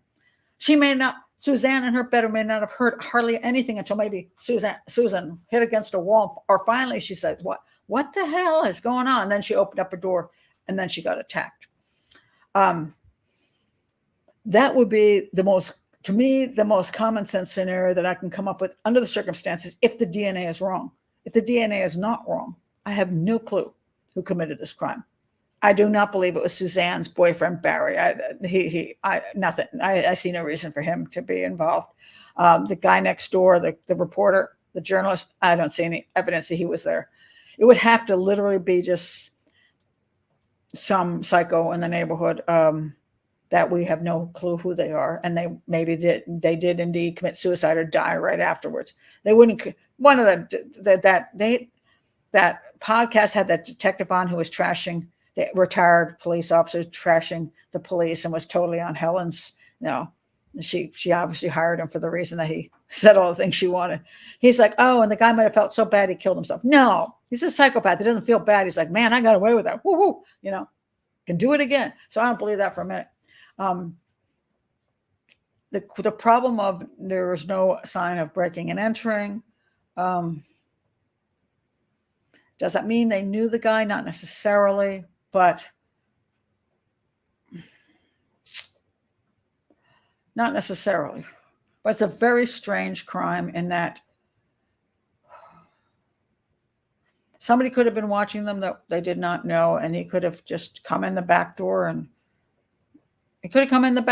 just committed the crime. I mean, it's possible, but I can't get past creepy dude and his phony baloney story about why he came in the day after. Now, could that be coincidence that there is a stalker, a psychopathic, obsessed stalker that broke into her home, their home a day after the crime, didn't see their bodies, and was just looking for a phone number in spite of the fact he knew exactly where they live? That's a coincidence? That is one hell of a coincidence. I have problems getting past that. So if I were investigating this crime, I would be working overtime on that DNA, because I would think tobacco salesman, creepy stalker dude, is the one who committed this crime. That is my top suspect. I can't prove it. I can't say he did it, but he would be my number one top suspect, and the only suspect that I think makes sense, unless just some freaky coincidence and there's somebody else. So that's where I stand on that. Let me go to your comments. Okay. Oh, that's a good point. Sky Ricky says, like in Idaho University, the other people in the house didn't hear much. You'd be surprised at how hard it is to hear some crimes. There's always that, oh, we would have heard something. Not necessarily at all. Stalker's going to stalk. That is true.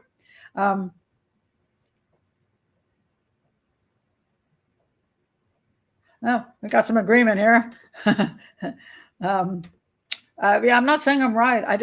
As examining this crime, I wish I knew how good that damn DNA was. Because if he was eliminated and the DNA was accurate for sure, well, then he's eliminated. And it would be one heck of a coincidence. And there are those. And so that's why I say whenever you're investigating, people say, why didn't they arrest anybody? Well, if they can't prove it in a court of law, you can't arrest somebody. I can have all the suspicions I want on Tobacco Man, thinking this guy's, everything points to him, in my opinion, of the people I know. Now, again, that could be just some completely random person, but from what I'm seeing, things point toward him. So if the DNA didn't match, you can't take the guy to court. When you have DNA that you're claiming is good, there's no way you can arrest that guy. Of course, it's been so many years, I don't know if he's alive or not, but can you prove it? Proving something is different than having suspicion. And there's a lot of cases where I'm pretty damn sure I know who did it. And people say, well, why? Because they can't prove it. You're not going to go to court with something that's wishy-washy. Or, there's so many circumstantial things that point there, but you don't have that last thing to lock it in. And it sucks. Tim says, since there was no DNA tech back then, why would they have DNA from all the suspects to compare against 30 years later? They brought the guys back. They got their DNA later. It was later. They contacted everybody. There was supposedly, as a matter of fact, there's a story that they retested them. So the question is, why did they have to retest them? If they tested them, why did they retest them? And again, the information on this crime is very limited.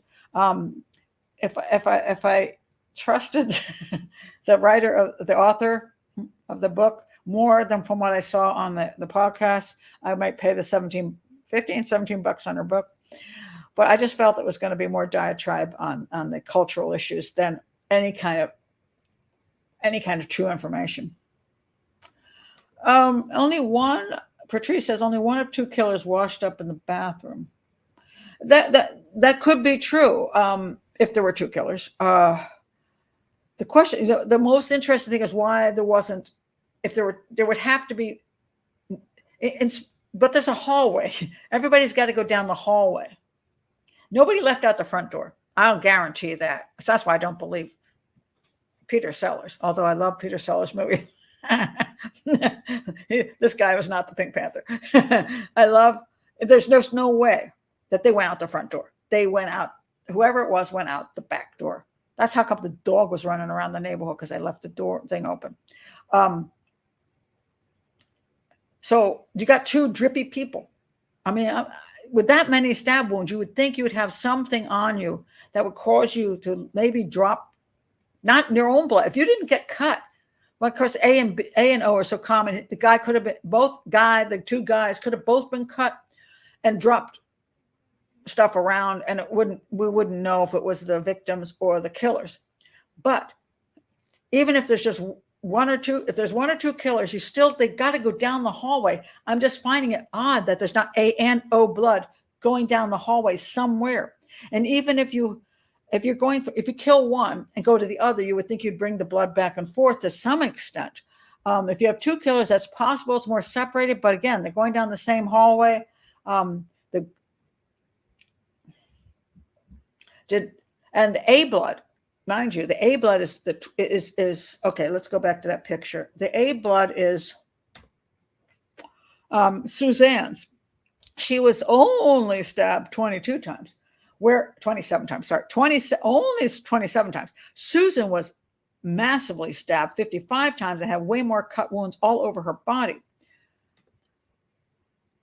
So you would think the guy who'd been stabbing up the person, if there are two people, the guy who stabbed Suzanne and only the stuff was up here, would be a lot less likely to have blood everywhere that's falling everywhere to go down and wash everything off. And Mr. 55 stab wounds would be in worse shape.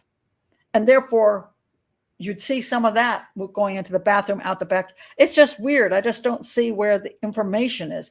And it may just be that we're not getting the information. And maybe that information is just not correct. I personally think there has to be a mixture of that blood somewhere on the hallway and elsewhere. I just do. I find that really questionable. Did the neighbor and her husband have something to do with this? Nah. Nah, they're elderly people. He was, oh, by the way, but I'll point out, suppose he was the husband was kind of a nasty piece of work, but they have no reason to believe he was involved. Maybe he got tired from stabbing his first victim and had less energy for the second victim. That is who said this? Bluebell. That's actually reasonable. You run out of energy, and so you just don't have to, not as excited anymore, and you don't have to stab as much. Yeah. So that's why I do believe, again, Susan, that's another good reason for Susan killed first, Suzanne killed second. I think they have it backwards. I'll stand by that. Okay, let me look at this. What if the bedroom door was closed while he stabbed I think it was. Oh, I absolutely believe that, Sarah. I believe that. Okay, by the way, just to point out, Alex is Sarah, in case you think I'm insane, I can't read. Okay, she's under an alias. Okay, so yes, I believe it was closed. Why it was closed? Maybe because she just wanted personal space, maybe because she had air conditioning on. I don't know. I believe the door was closed when the killing of Susan went on in the hallway. Yes, I believe it was closed.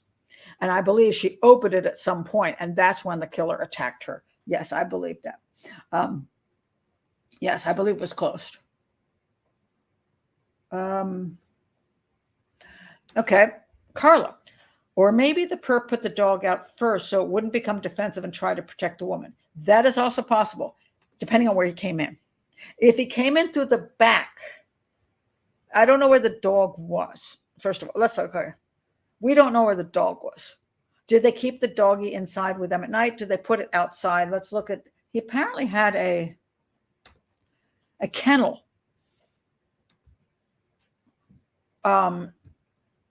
Did they put the dog out at night so they didn't have to deal with the dog, so didn't have to worry about it going to the bathroom and didn't have to, personally, by the way, we have in our house, we have this new dog. That just showed up. It is our new puppy.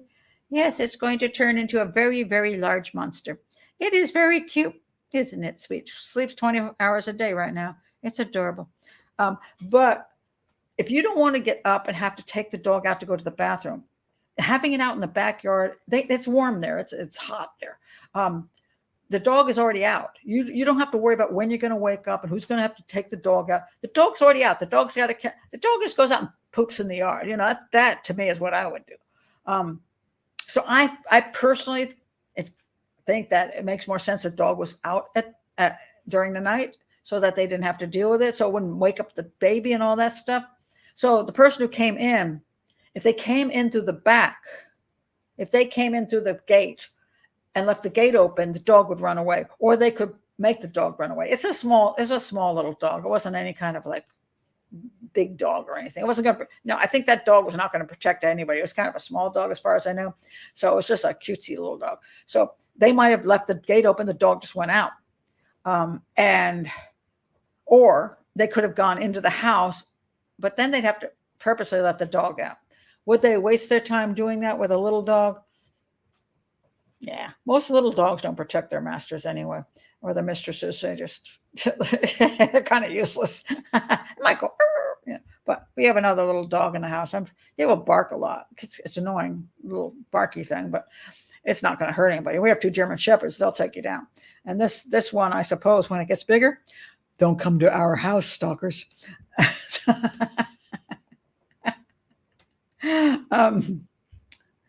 The new dog's name is Rocky. Rocky. My granddaughter, of course, named it. It's a Corso. So it's an Italian Mastiff. Yeah, it's going to be huge. It's going to be a huge dog. And guess who's going to get to take care of it when everybody else is on vacation? Yeah. Okay. Yeah, that's pretty much what it is. Yes, it was a kennel. So they had a kennel. I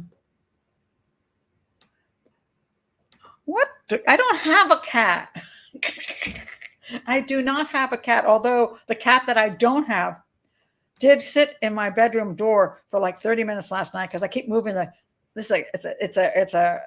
cat that I don't have is a stray, and I've been moving it comes in the cat door, and because my other cat died, and I keep moving the bowl closer and closer to my bedroom, and now eats at the bedroom door. But last time I got it into the bedroom slightly, but this time I thought I'd put it near the bed, and the cat just sat in the door and goes, "I'm not going in."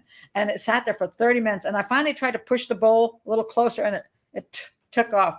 But I think the new cat that is not my cat is half tabby and half Bengal. It's got the most gorgeous fur. But yeah, but it's not my cat yet, although I bought cat food for it. So word kennel is on the map, but who knows what they call it. Seems like a lot of rage. Okay, let's talk about rage. There's a lot of misunderstanding about rage because there's this concept that if there's a lot of, if it's a really nasty murder, like a lot of stabbing and vicious stuff, it's somebody that has a personal issue. But I've seen serial killers do the exact same because they have rage in general. It's like, I hate everybody. I hate women, but I hate everybody. They all suck. So, hey, and maybe the person fights back, so it encourages rage. You thought the person was going to be more cooperative, and they weren't. So you're like, okay, I'll give you 20 extra stabs. The getting in the mind of the killer again, so you can say, oh my God, this is why they do this. It's not worth it. Could the guy have known? Could the guy be the stalker of Susan, and she wouldn't answer his damn phone calls? A psychopath would be pissed about that. So is that rage against Susan? Could well be. I don't have a problem with that. So the original detective seems to think, and other people seem to think, that Suzanne was the target because she was raped. I don't think so. If I were going to pick a target, I think Susan. The guy couldn't get her, climbed in her window, cornered her in the hallway, stabbed her to death. And then Suzanne opened up her door, and she was the unfortunate second victim. And then she looked better than Sue. So the other Sue, considering she wasn't so bloody. And he was like, I'm kind of in the mood now. Don't get inside the mind of a killer when you're not a killer, unless you just have a sick kind of mind like me. And I don't dwell in their minds. I just understand how they think. So, yeah. The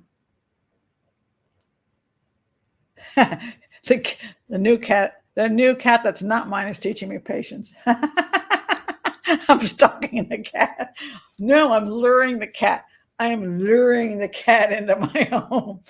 He's a pretty cat, and I know he's a feral cat, and he's obviously hungry because when I put food out and he didn't come for one day, he'll come back the next day and eat food that's like wet food that's been out for a day. And any of my pets would never touch food that'd been out for more than a few hours. They're like, that's things getting old and dried up. I'm not eating that. But this cat will come in and chow down and lick the bowl. So I'm pretty sure it's a stray cat. So luring is not assuring. I don't know if this one. Yeah, that's true to some extent.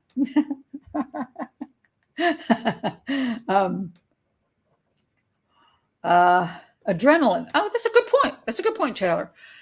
We forget about adrenaline. I think sometimes, when people get excited, their behaviors increase in agitation and excess, and so that's why somebody who gets upset and then the adrenaline comes in, they're punching. They'll punch the living crap out of somebody. They didn't need to go past 2 punches, but now they're on punch 23. Because time just comes in, and things go very fast. So yeah, I like that one. That's a good point. The adrenaline issue.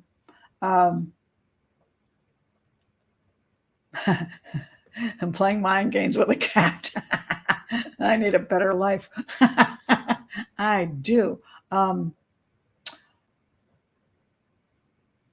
trying to see if there's any other comments on. That's a good point. Another sad case, Nancy says, that we will probably never know. Probably not. There's a lot of cases that people get really bent out of shape about, get very emotional. Why hasn't this case been solved? Because life goes on, and life is not always fair, and you can't solve everything, and neither can the police. The police on this case, they may have been poorly trained, which I say still goes on today, but I see no evidence that they didn't care. Did they do always the best thing? Maybe not. But this was back 1977. They didn't have DNA. They had no cell phone. There's no cameras. They were working with a much more difficult situation. And they probably did the best they could, because there's no reason why they wouldn't want to solve a crime like this. And they had to be horrified about this crime. And to say, oh, they didn't care is disgusting, in my opinion. It's absolutely cruel to say that. I've been around enough detectives in my life and my own family to know they care. Now, maybe they come across sometimes as being cold. Maybe they come across sometimes as being arrogant, certain detectives. And that's true, because it's a tough world they live in. And they get tired. Let me tell you this. They get tired of the damn media and the journalists. Always, they poke their noses in and they go, why haven't you done this? Why aren't you doing that? You clearly, and they're so nasty to them. Sometimes it's very hard for them to be polite back to journalists. Does that mean that the journalists shouldn't do their job if there's issues? We need, in my opinion, I say it's not a political channel, but we do need journalists and the media to supposedly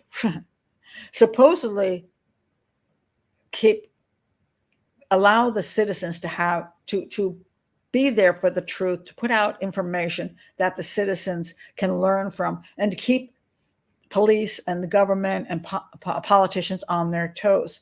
I mean, that is important, because if we don't do that, then basically the government run stuff can just run amok. And so we do need that. And by the way, it's interesting. I'm watching a show right now. It's called Duta. It's an Indian series, Telugu language, which is really interesting. And one of the things they're talking about is that the politicians, this is all about journalism and politicians. Politicians go down this track of the train track, and the journalists are supposed to be on a separate train track. So keep them honest, in a sense, not to become part of not to be controlled by this track. They have their separate track so they can bring information to citizens. And when those tracks merge, you got hell to pay, because then the media is working for the politicians. Please do not put political comments on. I'm pointing this out just because of the police issue. So where Helen, she is trying to essentially be a voice that is not a political voice or a police voice, to look back in time and look at what the police did and what it means culturally. I'm not saying I disrespect that. My problem is, because she has an agenda which is very anti-police and proving cultural things, I feel that she's unable to keep a separate track without having an agenda. And that puts that her comments about the police, I think, are not quite fair. So it's an interesting problem to be a journalist and to be fair at the same time, to really, if you have to, bring forth the truth. There are corrupt police out there. There are incompetent police out there. But sometimes when people have an agenda, they can't tell the difference between just police with good hearts who just aren't as trained, or police working on a case that it's just very difficult and they couldn't figure it out. But then you get the journalists to jump and say, oh, see, they were corrupt. And that's not fair either. So I always ask for people to be as fair as they can be, whether they be police, whether they be journalists, whether they be politicians, whether they be YouTubers.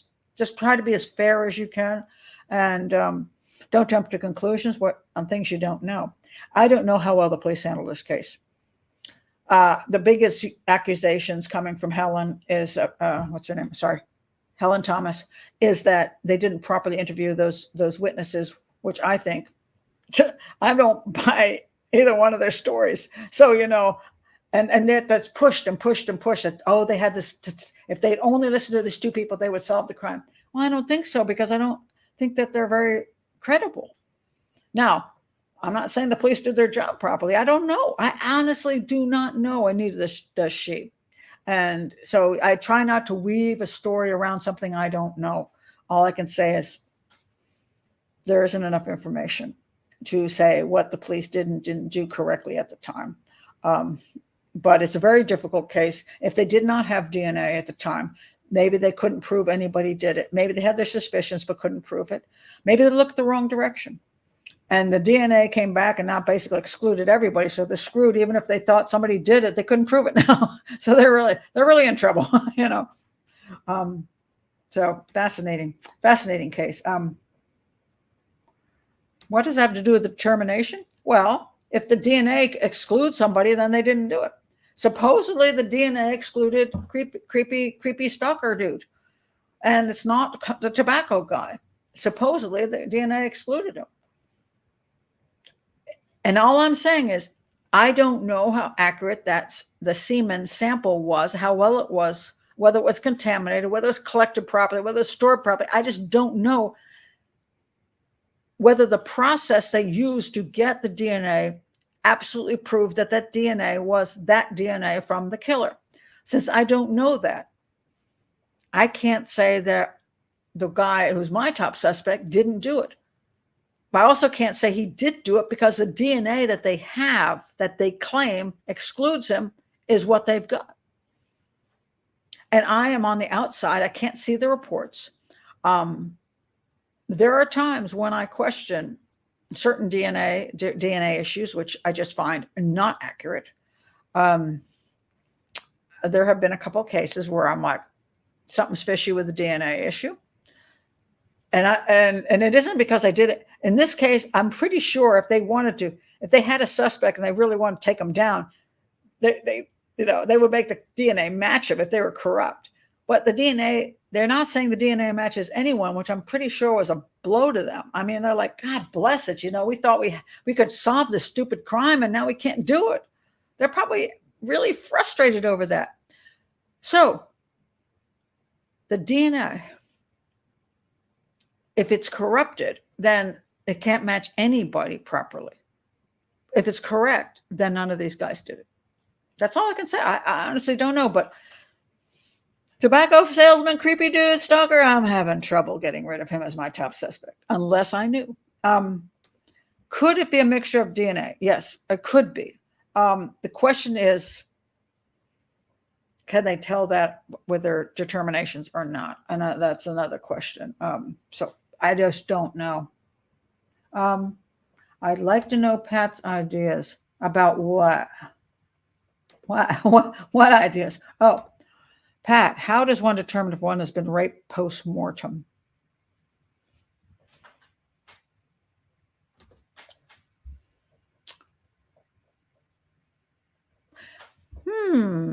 This is a good question.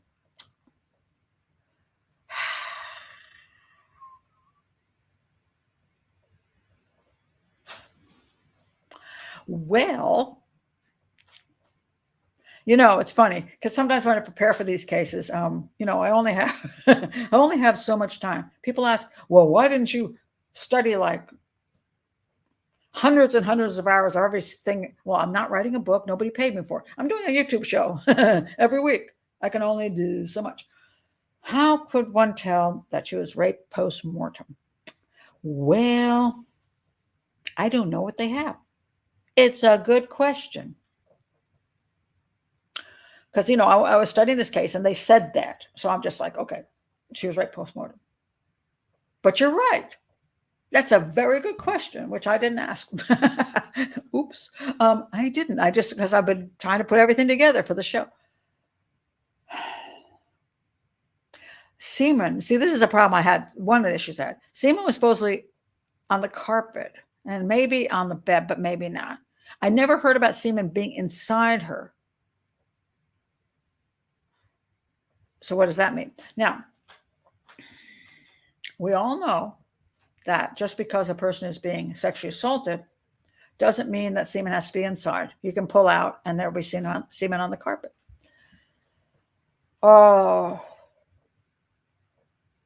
There can also be semen inside and semen on the carpet.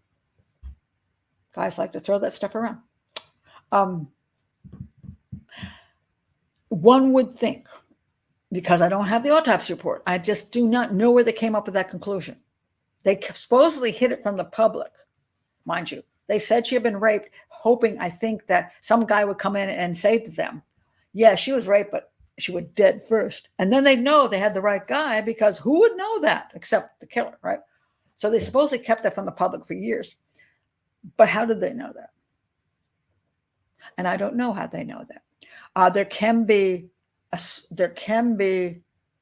signs of abrasions and bruises and those kinds of things to the body, which are clearly post-mortem.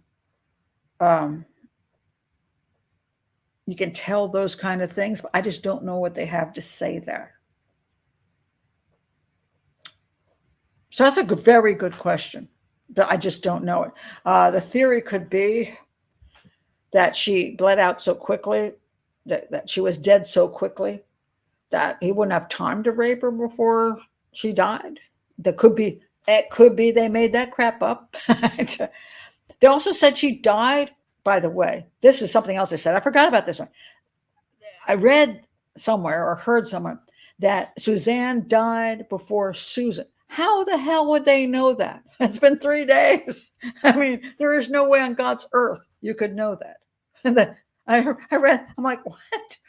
I mean, 3 days later, you cannot tell who died first.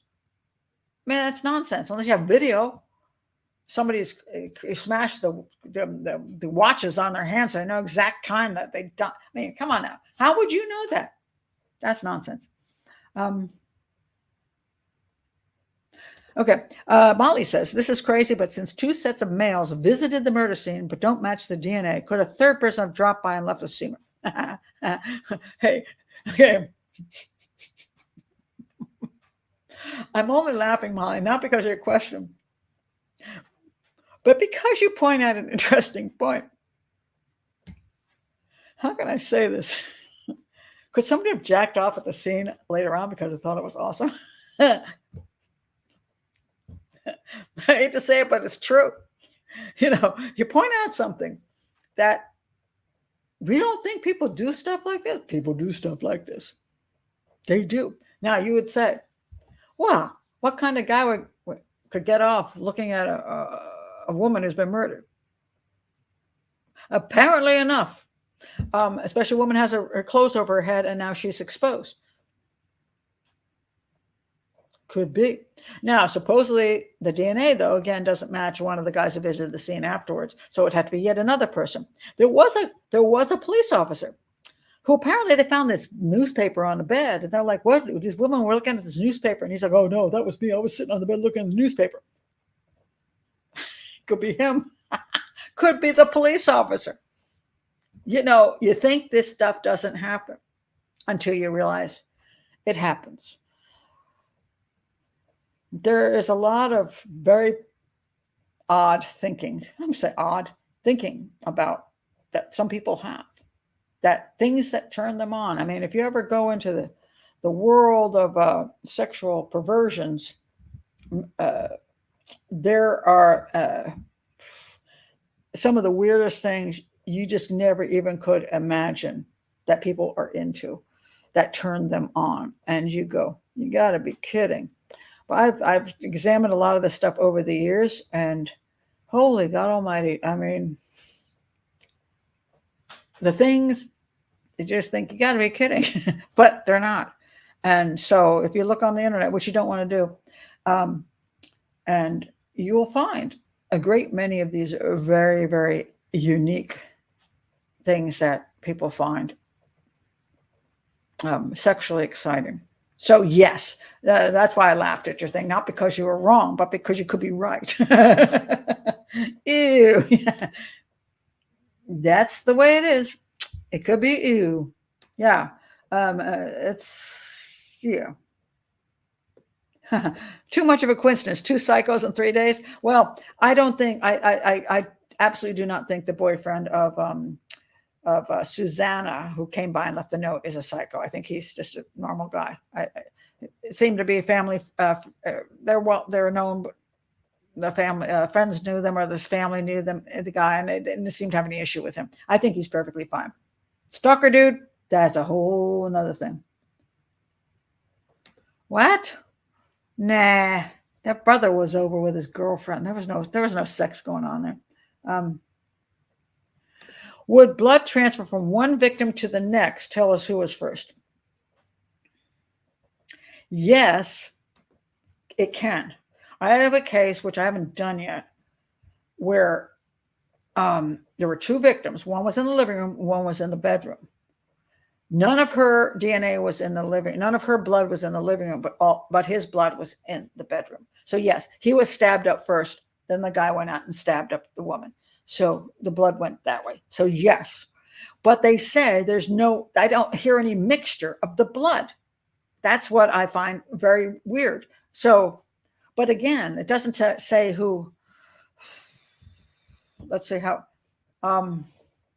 Even if there's a transfer of the blood, depending on how it all works, it gets very. You always have to look for that. Maybe this type of thing.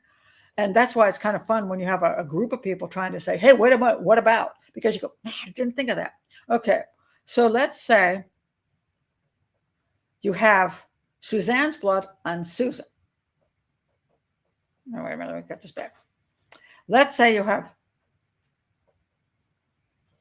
trying to figure out who I'm stabbing up first here. Okay. So let's say Susan was stabbed up first. And then Suzanne in her bedroom. Let's put the picture up just so we got the picture. Okay, the guy gets Suzanne first, he stabs her up. Then he goes and stabs up Susan. In theory, if he never went back to Suzanne, then her blood would only go to Susan. So you'd have A going to O. Although they claim that there's no mix, which I don't understand. Generally speaking, I don't understand it. So then you'd have just that. So then you might say Suzanne was killed first and then Susan. But on the other hand, a guy might go back and forth, and then you have a mix going both directions. You won't know who did what. Let's say Susan was stabbed first, and then you had only O blood, no A blood in the hallway, but the O blood was on Suzanne. Then you could say most likely Susan was killed first, then Suzanne was killed. because only O blood went over here. So it's A and O with Suzanne and only O in the hallway. Or you have vice versa. Suzanne was killed first and there's A here and A and O in the hallway. But that's if the guy never moved back and forth. And so sometimes it can be meaningful. And sometimes it isn't. But it all depends on the whole crime scene. So yes, it could tell us something. It won't tell us who died first. That's stupid because, how are you going to actually tell that? But it can tell us certain things. If I were able to look at the autopsy reports, all the stab wounds, all the crime scene reports, see if where the blood was, I might have a whole different viewpoint. But it's a little limited at this point in time. So even more than 40 years later.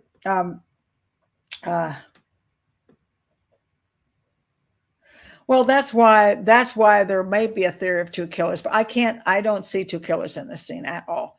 And even if there were two killers, I don't understand why they wouldn't cross-contaminate. I mean, it's like, what, one guy just went down the hall, killed her, and then said, I'm gone. See ya, have fun. And he runs out the back door. And the other guy kills the other woman, and then he goes down the hall, doesn't drop any A blood in the hallway as he's stomping over a Susan, and then he goes and cleans up and he leaves. I'm having trouble with that. I do. I think you would. Yeah. I don't know. I can't say no. I just don't see it as likely. So, yeah. You have to go read up on that. I am not a, you're talking about how they get all the information. I'm a profiler. I'm not a forensics person. And I cannot remember anything I read from a week before. So therefore, the whole process of DNA stuff is very complicated. I have DNA analysis books. If I need to, I look things up because it's so complicated. And it gets more complicated day by day. So, Loretta says, if tobacco creepy guy, don't I love these names, is a psycho. Well, he clearly is the guy's a psycho regardless and violent. How come he apparently has no criminal record? Did you see that he had no criminal record? I don't know that he has no criminal record. I couldn't find nothing about this guy. I don't know his name. I don't know where he lived. I'd love to know where he lived in comparison to where he was at. I want to know whether he was able to, I don't know if the person had a car or not. When a person, the guy cleaned up. Now, why did the guy spend his time cleaning up? Was it because he had to get in a vehicle and didn't want to put blood in the vehicle? Is it because he went home to another wife or girlfriend? Is it because he lived across the alley and didn't want to drip blood all the way across right straight to his house? I don't know. But he did clean up because apparently he wanted to at least be able to leave without being obvious that he was bloody. And why was that? And we will not know that because there's a lot of reasons for that. I don't know anything about this guy's, whether he has a criminal record or not. I could not find out where he lived, what his name was, whether he had a criminal record. And I don't know what happened to him after the fact. I don't have that information. If you know it, put it in the comments below because I'd love to know. I really would.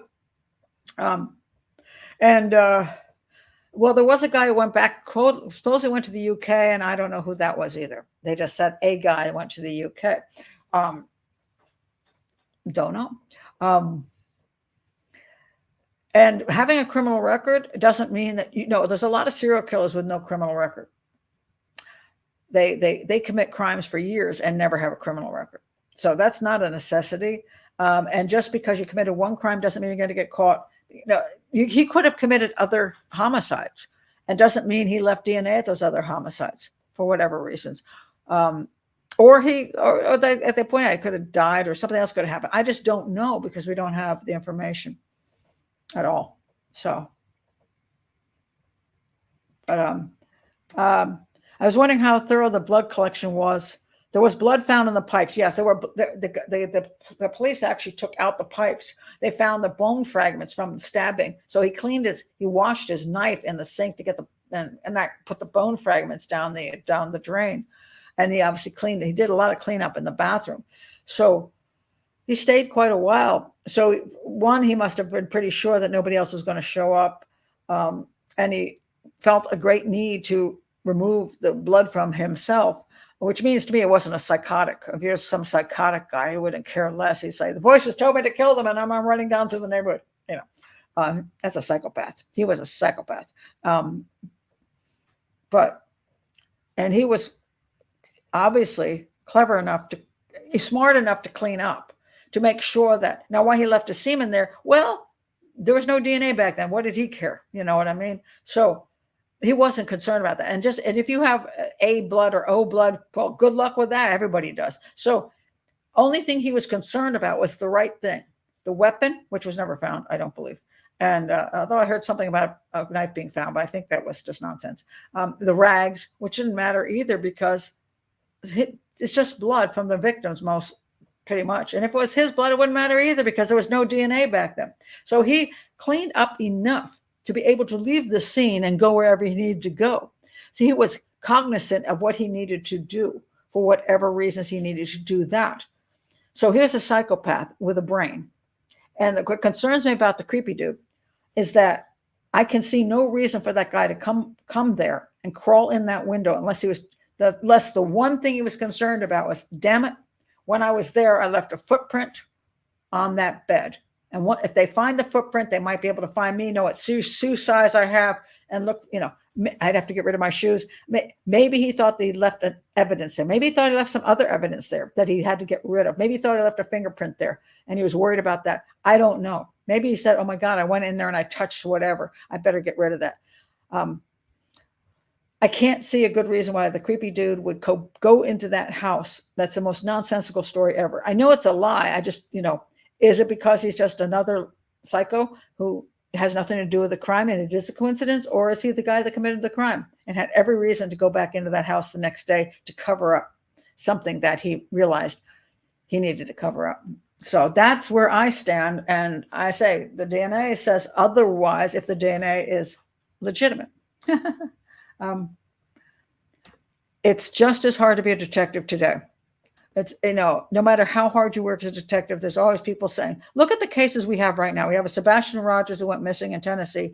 People are saying all over the place that the police are corrupt and they don't care about Sebastian. Why wouldn't they care about a 15-year-old boy who went missing? I mean, of course they care. Then there's the Riley Strain case, the young man who was drinking and ended up in the river. Oh my God, the police don't care about the kid. They just care about tourism. And it's not true. And so, when you're a detective, if you solve the case quickly, everybody forgets about it. If you don't solve the case, the whole department goes down the toilet. It's really rough. And mind you, I am a person who's spoken out against corruption. You can look at my videos and you'll see a couple of them where I speak strongly against the police department on certain cases where I believe one or two people were corrupt. So I'm not gonna not say it if I think it's true. But because there's always bad apples and there's always some, that always happens in every profession. But I don't want to just paint the entire profession or every police officer and every detective is a bad apple. That's just not true. Most of them are good people. Met them, I find they're good people. Yeah, do they? Some of them are arrogant, sure. Some of them have egos, sure. Try not to find that in every profession. Try that with the doctors. Try that with teachers. Everybody has that problem. So no broad strokes. Thank you. Exactly. Just to be fair. All right. So that's my thoughts on this case. I thought it was really fascinating. And I say a rarity that I can do. I've done two historic cases in a row. I did the Hinterkaifeck case, the German case last week, which was fascinating. And another one where I can't prove it. I can just say that if I were looking at this with what I know, this is where I'd lean toward. And the same thing here. It's what I'd lean toward. Doesn't mean there's any way that I can prove it's true. I can't. Because now one day if they find out that the DNA is no good, well, then I might have, I might be going up a little bit, with my suspicions of creepy dude. But other than that, maybe the DNA one day will come back and it'll match somebody. They'll do some familial DNA. They'll do some genetic DNA and it'll match somebody and we'll go, who the hell is that guy? Turns out to be a construction worker down the street, or some neighbor nobody ever heard of. That can happen. You go, well, that's why they didn't figure it out, because no one ever had their eye on the guy. Just didn't know he even existed. That can happen. That's reality. Nancy says, that was so interesting. I agree. It was Creepy McCreeper. Don't know if it is, but um, I prefer not to, Lisa, because this is okay. This is on this. I'd rather not come to the. But if you want to talk about it, come to the hangout this week and talk about it there, because hangouts are more open for all that stuff. But I'd rather not belabor, putting complete other things into this particular case. Right now, it's the case. Both the cases are basically where they were. I mean, no, he's not been found, and that's where it is. So there you go. Stop that, Sarah. Thank you, criminal profiler Pat Brown, who keeps her trophies from the 3 crimes I committed in my life.